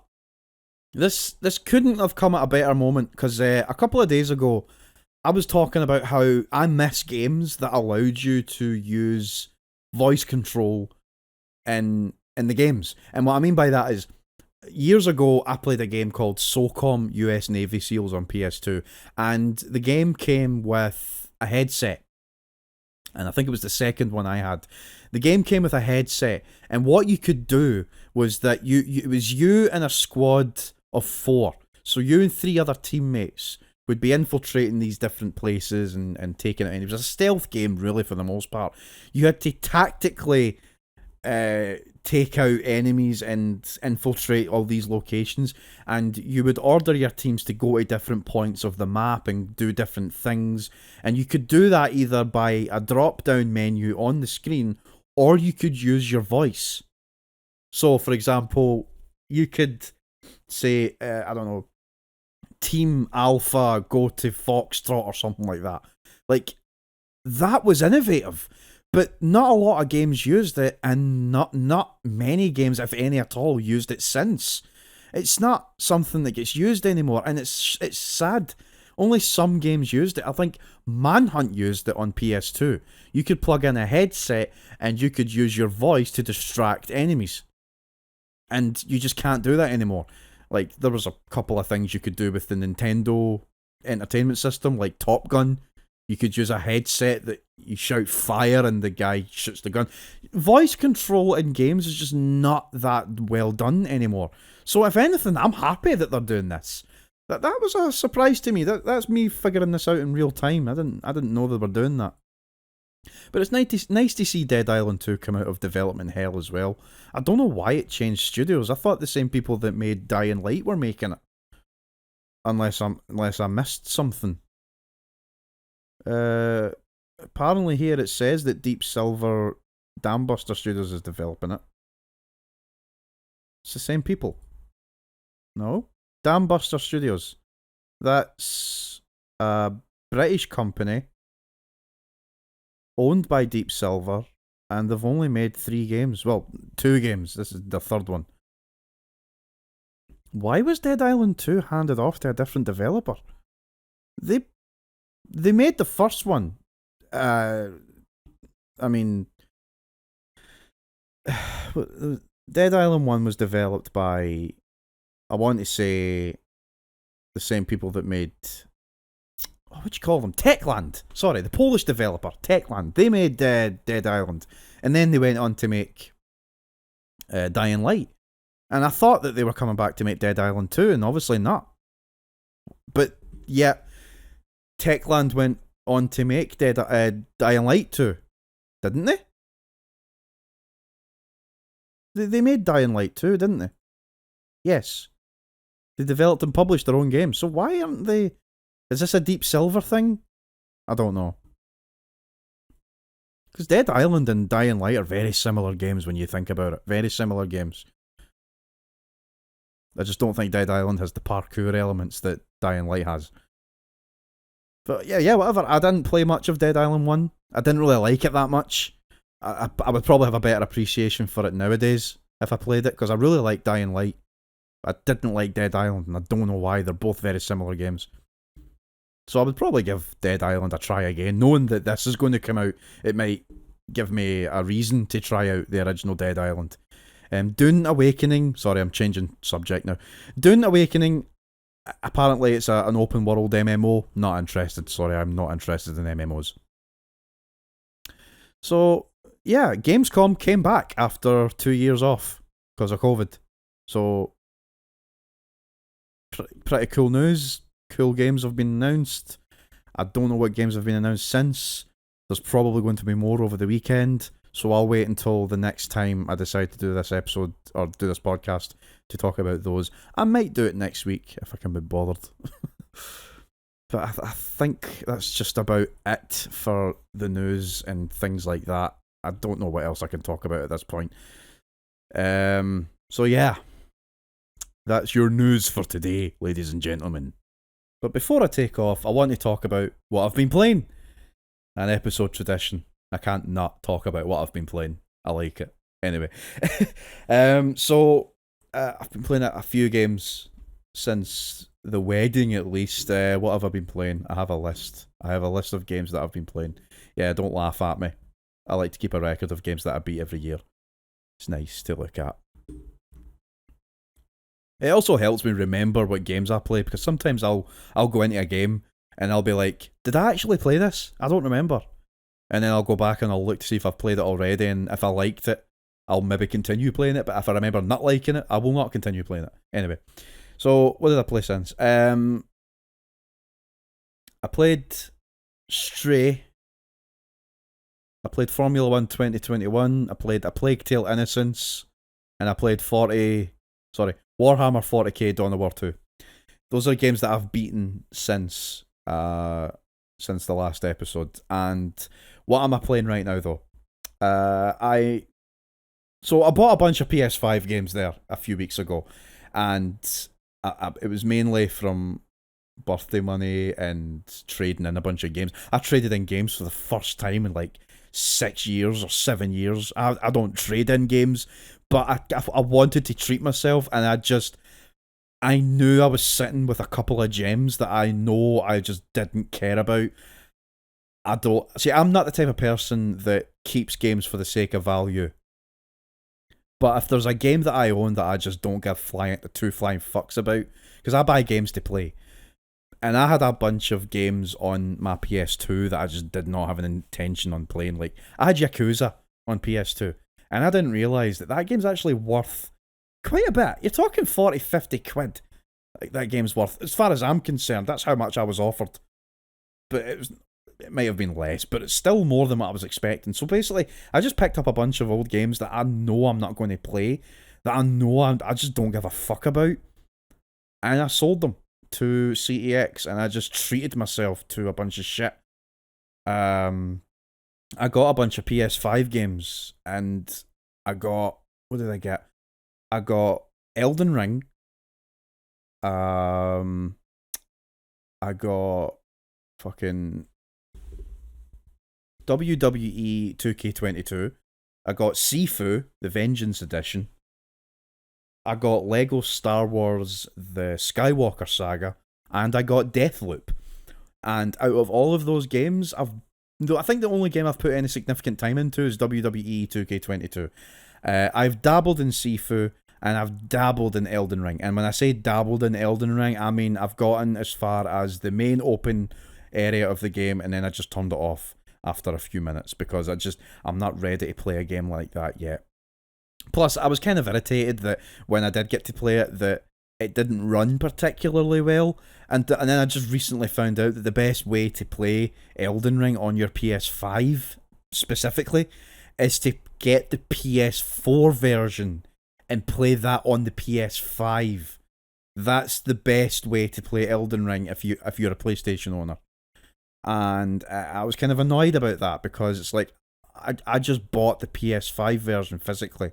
There's no way for me to downgrade to the PS4 version and play that unless I buy it. Now, had I have bought the PS4 version, be it physical or digital, I could have played the PS4 version on PS5, and let's say in a year or two the game gets fully patched and it runs a lot better on PS5, the PS5 version I mean, I could upgrade for free.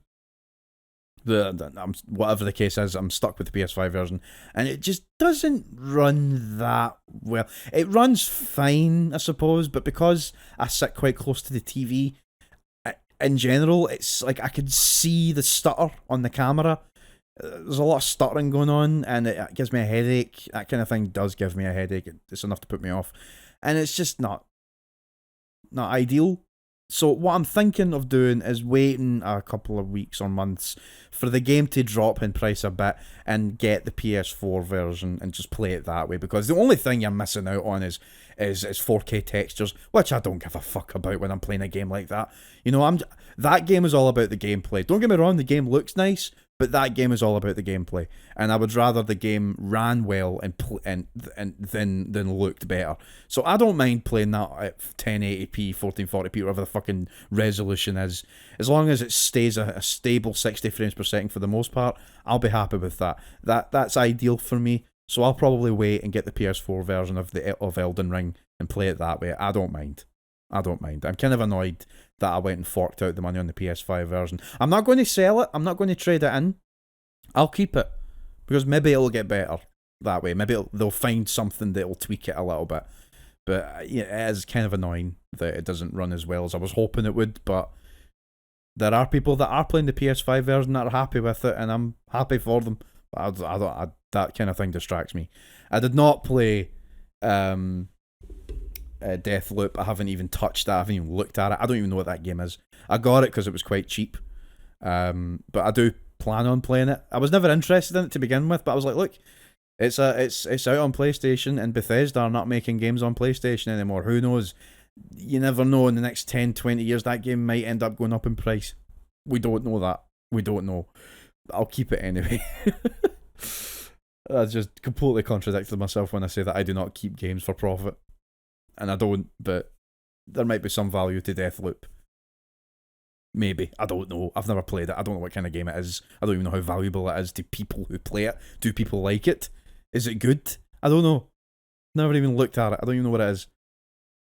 And I played a little bit of Star Wars, Lego Star Wars, the Skywalker Saga, and from what I've played, it's good, but it's a case of, I kind of just beat these games last year. See, this is why I like to keep a record of games that I beat. In 2021, I played Lego Star Wars. No. Yep, Lego Star Wars The Complete Saga. I played it on PC on my Steam account last year. Like, it was like around summertime. And I enjoyed it. I played it right through. And going back to this, it's the same. It's the same game, but it's not the same game, if you get my meaning. It's third person behind the shoulder, like over the shoulder view, and there's more to do in it. The games are bigger. You can explore more, and the games are bigger. These games are huge. I'm saying these games like it's multiple games. It's one game. It's just multiple movies. Like, you know, you're playing Lego Star Wars from episode 1 right through to episode 9. So that's 9 stories you're playing. That's a lot. That is a lot. So I'm not ready to play that yet. It's basically a massive action adventure game that I'm just not ready to tackle. My brother, I think by now, has all the achievements for it on Xbox. That guy is a crazy motherfucker. You know, I got my Xbox. Here's a story here. I got my Xbox 360 in 2007, I want to say Christmas time. My brother got his about a year later. And I always liked collecting achievements on games. It was just a way of having objectives. You know, you go through, you play games and there's objectives. And you'll go through all the objectives just so you can get them all done. It's the same with achievements. I see achievements as sort of a high score kind of thing. You play a game, you get a high score, you move on to the next. And I like collecting achievements. I liked building up my personal score on Xbox, on my Xbox account. And my brother did the same thing. We both did it. But I was always ahead of him. Sometimes by, like, I think over the course of 10 years, I earned about 100,000 gamer score points. That means absolutely nothing to anybody outside of that sphere. But, like, I suppose people who do own an Xbox kind of get it.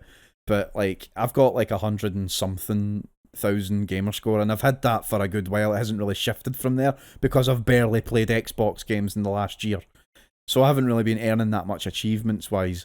And my brother was always behind me, but in the past year or two, I think since COVID, he has just doubled down on all the games he's been playing. And not just playing, he is beating the ever-living fuck out of these games. He's getting them all done, 100%. He's doing everything in them.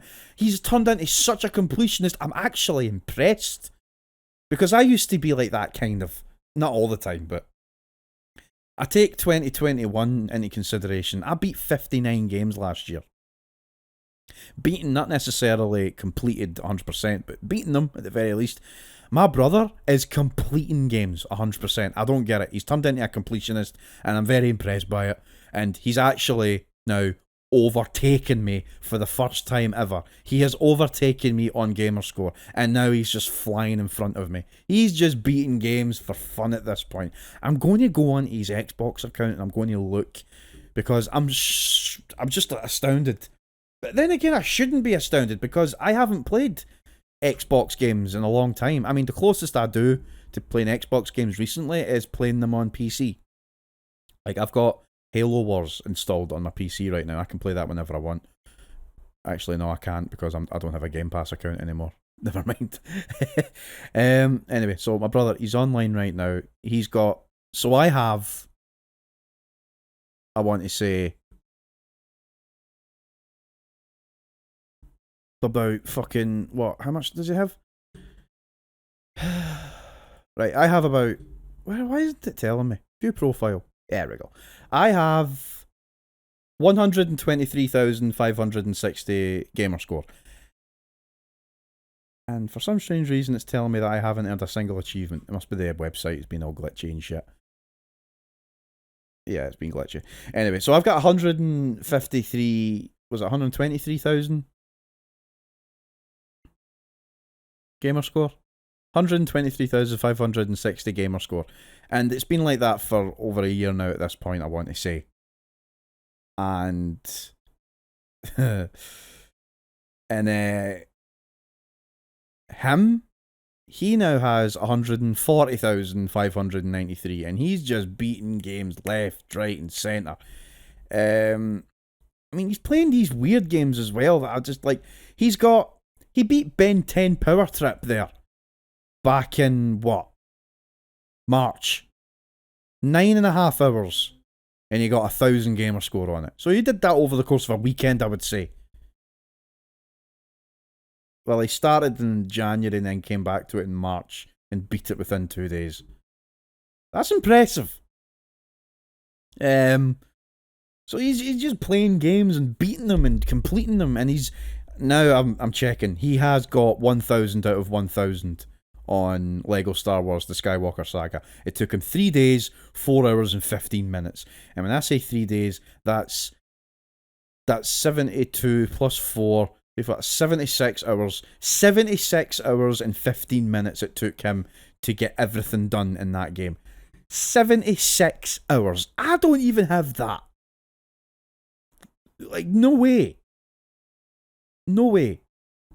I don't see that's off-putting to me. Do you know what I mean? I don't have that level of commitment right now. Not right now. Eventually. Just not right now. So what am I playing right now? You'd think I'd be sitting playing PS5 games. Or new PC games. Or Switch games or something. No. I'm going back in time, lads, to 2010. Kind of. I'm playing, and I don't even know how far I'm going to get in it, but I'm enjoying it right now. I'm playing Fallout New Vegas. That's what I've been playing right now. I'm playing it on PC. I could have played it on 360 if I wanted to, but I've done it on 360. I didn't beat it, and I lost all my saves, and I'm not starting it there again. I do have a save file on PC from 2015, so I continued that. I'm playing Fallout New Vegas on PC, and I'm not a mod person. I'm not a modding enthusiast per se. I don't really enjoy mods. I don't care for mods. The only mods I care about in games are ones that the community make, like bug fixes, patches. People that make patches that the developers will not do. Like, it's basically people that will fix the game when developers don't want to. And those are the kind of mods I like. But I took a bit of a liberty this time round. I'm downloading mods for Fallout New Vegas, but I'm having a little bit of fun with them this time. I'm actually downloading mods that alter the game in some way. Not completely. I'm not changing the game. I'm not cheating or anything like that. I suppose the only time I would cheat is if I needed purified water, and there isn't any. Because I'm playing it in hardcore mode, and in hardcore mode, you need to have provisions on you because you get starving, you get thirsty, you die of starvation, you die of thirst in hardcore mode. And I don't think I've played New Vegas any different, but it got to a point where I was just getting a little bit impatient with the game yesterday, and it was like, okay, I need to just spawn water bottles right now, right at this minute, because I'm just not in the mood. But the game normally stops you from earning achievements if you use console commands. And what console commands are is that you press a button on your keyboard and it brings up this text box at the bottom left. And if you type in a command, it will do something to the game. Like if I type in TM, it gets rid of the heads-up display, gets rid of the life bars and all that shit. Just removes all that crap so you don't need to see it. I use that for screenshots. In fact, I uploaded a screenshot there last night with no heads-up display because all I did was I went into the command line and I typed TM and it gets rid of the HUD, and it does whatever. You type it again, it comes back on. I did it so that I could get water bottles. I typed in player.place item, and then I put in the item code, and I put in the number that I wanted. I pressed 50, and 50 water bottles just spawned in front of me, and I just grabbed them all and drank them. But that's not really the extent of the modding that I'm doing, though. The extent of the modding I'm doing is I'm just downloading mods that just make the game a little bit of a different experience than I'm used to. Things that I would have liked to see now that I didn't appreciate back then. For example, I have a mod that allows you to sprint.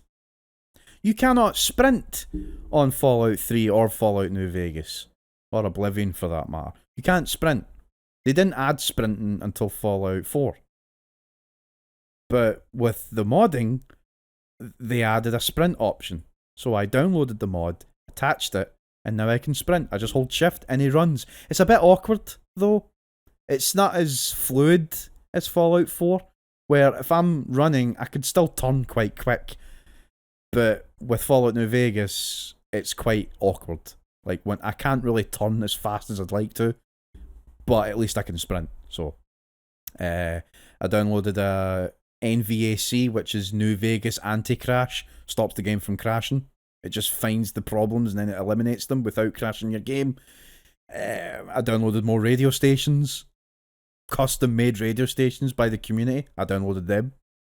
I downloaded Diagonal Movement. Again, stupid little mods, but they're like quality of life improvements. Diagonal Movement, for example, such a nonsense thing that you would want.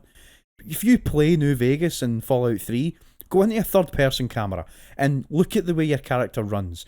Now run diagonally. The running animation is still I'm running forward. And it was such a dumb thing that they had that it almost deterred me from playing in third person view. It was so stupid. But this little mod just simply makes them run in a diagonal direction when you run diagonally. It changes the animation. And that's cool. I like that. I changed the heads up display to look like the Fallout 4 heads up display because I'm used to the Fallout 4 heads up display, so I put it in. And I also downloaded a user interface organizer.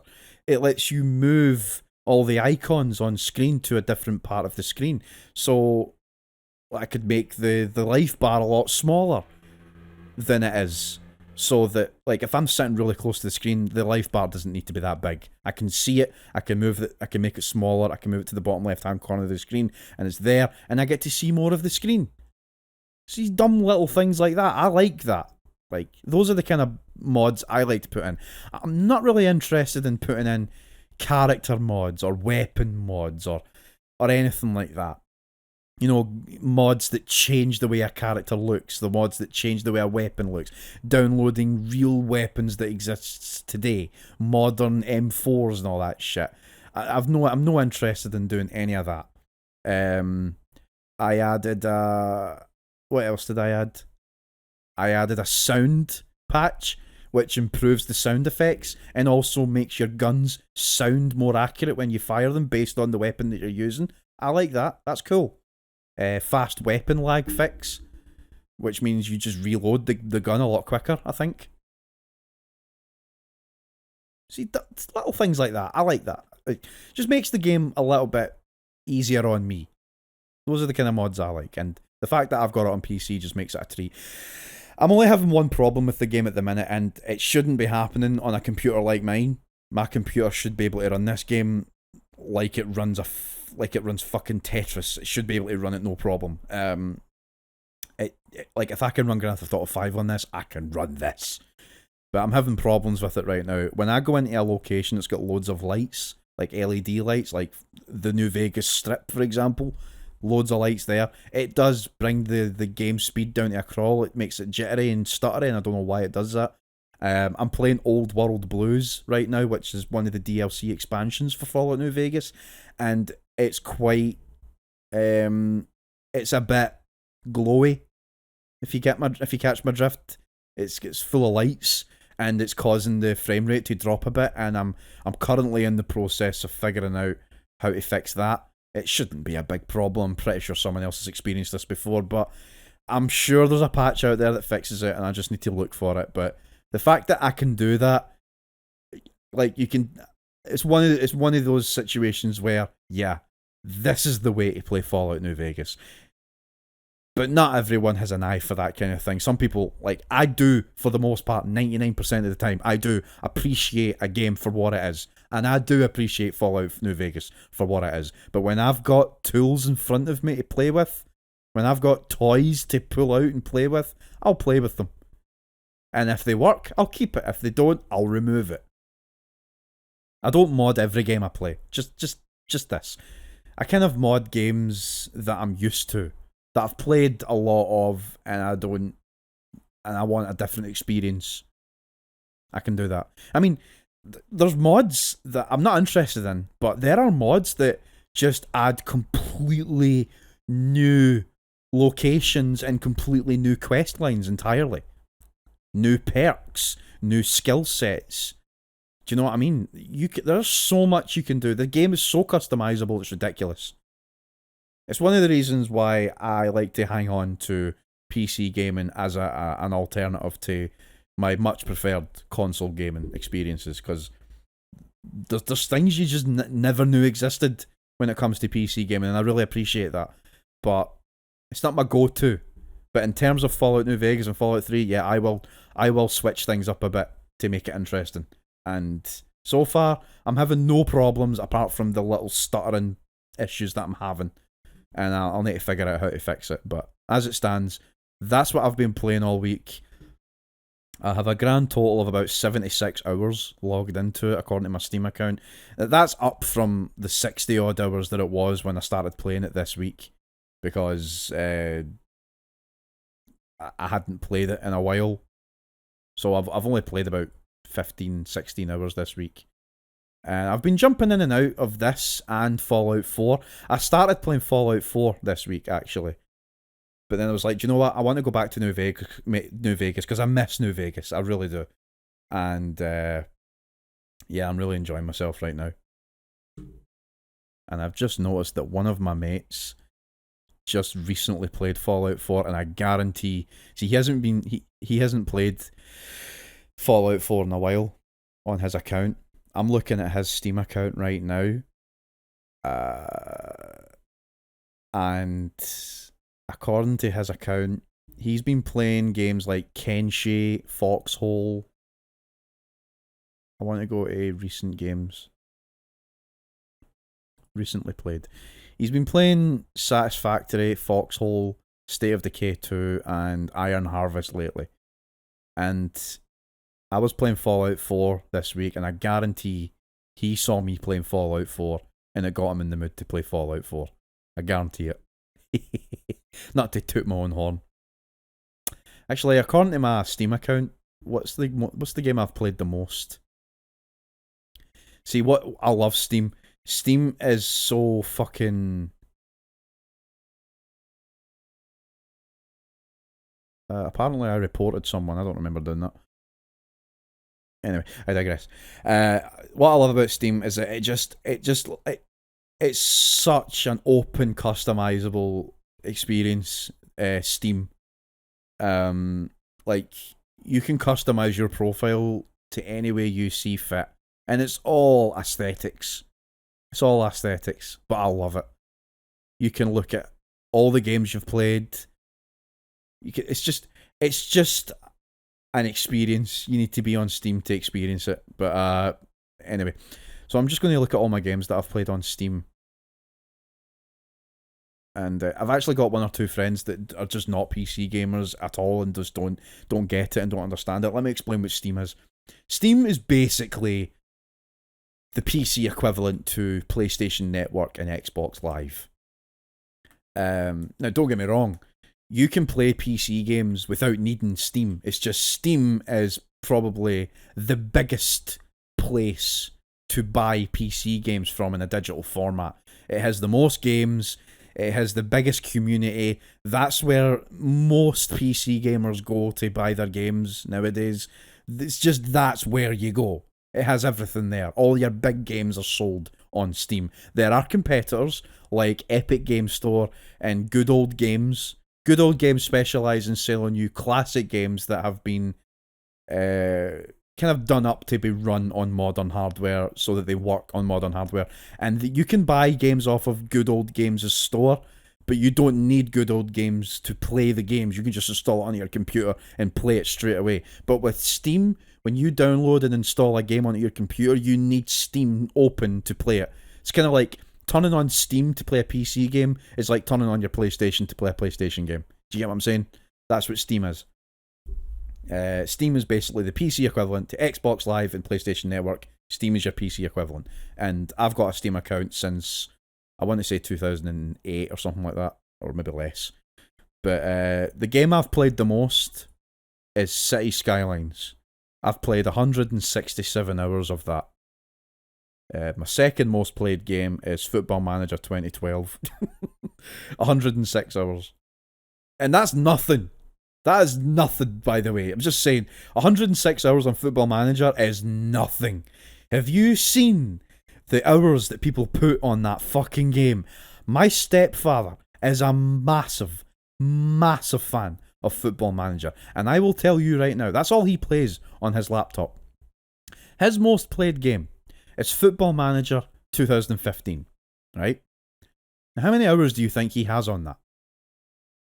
Now, bear in mind, my second most played game is Football Manager 2012, and I have over 100 hours on that. You'd think that was a lot. It's not. Like I said, my stepfather's most played game is Football Manager 2015. How many hours do you think he has? 100? Think higher. 200? Higher. 500? Higher. 1,000? Higher. 2,000? Higher. 3,000? Higher. My stepfather, most played game on Steam is Football Manager 2015 at 6,455 hours on record, and I am looking at it right now. Now, you'd probably think to yourself, he must love Football Manager 2015. I just think that's how many hours he just happened to put in for that game, because his second most played game is Football Manager 2017. How many hours? 5,750 hours. Third place is 2016. 5,703 hours. And then it drops to Football Manager 2010 at 3,036 hours.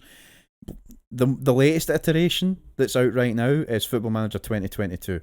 He has a fraction of the hours on that than he used to on all the past games. He has 1,456 hours, and that is quite fucking hilarious, by the way, because he's been married to my mum for the past, I want to say, 6 years now, so that makes sense. He only played 224 hours of Football Manager 2014. I wonder why that is. So, yeah, I going off on a tangent. I've played Football Manager for 106 hours. That's nothing. Now, you're looking. You'd think then by looking at my stats on this, and like 167 hours on City Skylines is nothing. Football Manager 2022, 106 hours is nothing. 90 hours on Total War Shogun 2 is nothing. I've got 82 hours on Football Manager 2021. Apparently, that's nothing as well. But you have to consider, I don't just play PC games. I don't just play Steam. I play games on everything. So, I might not have a lot of hours on individual games compared to others, but what hours I spend on gaming alone rivals everyone else. I have got a grand total playtime of games that rivals anyone's individual record for a single game. If you get my meaning. I play games every day, at least. So I put in, at least, I want to say, 100 hours a week on gaming alone. I love it. I absolutely love it. But yeah, when I'm not playing PlayStation or Xbox, I'm playing PC games. And maybe Switch. I had about 180 hours on, I want to say, 200 hours on Animal Crossing on Switch, and I got most of those hours spent on 2020, which, when you think about it, was the pandemic. So that game came out at the perfect time, obviously. But back to what I'm playing right now, as I said, I'm playing Fallout New Vegas. The hours I've played on that game, the time that I've played on that game has actually shot up to 5th place. 78 hours on record. I never thought I'd ever get it that far up. But yeah, I'm really enjoying Fallout New Vegas again, and that's probably what I'm going to be playing all weekend. And maybe FIFA every now and then. I play FIFA to relax in bed, kind of. That's my game to play at night before I go to bed, kind of deal. FIFA. Like, I'll play one match before I go to bed, and it's more relaxing than it ever used to be. I'll tell you that. I don't really get stressed out on FIFA anymore. It's just a game I just turn on and play without ever knowing who the players are anymore, but I'm enjoying it. But Fallout New Vegas is my game this weekend. And it's coinciding with a good friend of mine who's also playing New Vegas around the same time as me, which was, I don't even think that was planned. Like, he started playing it, and then I started playing it, but I don't even think either of us knew each other was playing it, unless I must have said I was playing it somewhere on social media, and he caught wind of that. But either way, I didn't even know he was playing it. It was a funny coincidence that we're more alike than I thought. I think that's just about it. Aye. That's about it. So, it's been a bit. It's been about 6 weeks since the last episode. Happy to be back. But plans for my channel. I noticed that I actually haven't made a video. I mean, a proper video. I'm talking a review. I haven't made an episode of GB reviews in almost a year now at this point. The last one was Halloween. And I just want to say that, not making promises, I just want to say that I'm working on something. I'm working on something. Nothing big, nothing special. I'm just working on trying to get a review out somewhere this year. Before the end of the year, I'll try and get something out. I'm hoping I can get something out by the end of the year. It's not a major comeback deal. I just wanted to take a bit of a hiatus from doing reviews. I got kind of, it sounds a bit daft saying I got burned out since I wasn't doing that many in the space of the year in the first place, but I do have a short attention span, as everyone is well aware of. It's more of a case of just finding, like, it took a lot out of me figuring out when I could go back to doing this podcast, let alone a goddamn fucking review. I actually, the moment I got home from work, I went straight upstairs and turned on the recorder and started recording this podcast. I'm literally how far am I into this fucking episode now? What, over an hour? Like, well over an hour, like an hour and a half. So I'm like almost 2 hours home from work and I'm doing this. Do you know what I mean? Anyway. That's about it for this episode of the GB Gaming Podcast, and if you enjoyed it, you know exactly what to do. Thanks very much for taking your time to watch it, or listen to it, and if you want to see more, you know exactly what to do. This has been Dave, talking to you on GB Gaming, where video games come first. That's another thing, by the way. My mate fucking pointed out that when I do my catchphrase at the end, he put an emphasis on the word come, and I'm like, oh man, is that what I sound like? So when I say it, I sound like I'm like, where video games come first. I did not mean for it to sound like that, so now I'm dead awkward about it, so I'm going to try and change the way I deliver it, but sure, if he enjoys it, maybe I'll come back to doing it, but in the meantime, it's thanks for taking the time to watch this. This has been Dave talking to you on GB Gaming, where video games come first. Thanks again, and I'll see you next time. Take care, stay safe, and goodbye. Thank you for taking the time to watch or listen to this content. If you want to see more, then please check out my YouTube channel at youtube.com/gamerbhoy. That's GAMERBHOY. Gamerboy with an H. This is the home of GB Gaming, the home of GB Reviews. Blame on that one level that killed me 68 fucking times. All just so I could get a couple of fucking letters. Just play. Ah! Right, that's it, I'm done. No. Just rant. The Metal Gear franchise is made and owned by a scumbag company such as Konami, and it bugs me that my new love for the Castlevania franchise is somewhat diminished.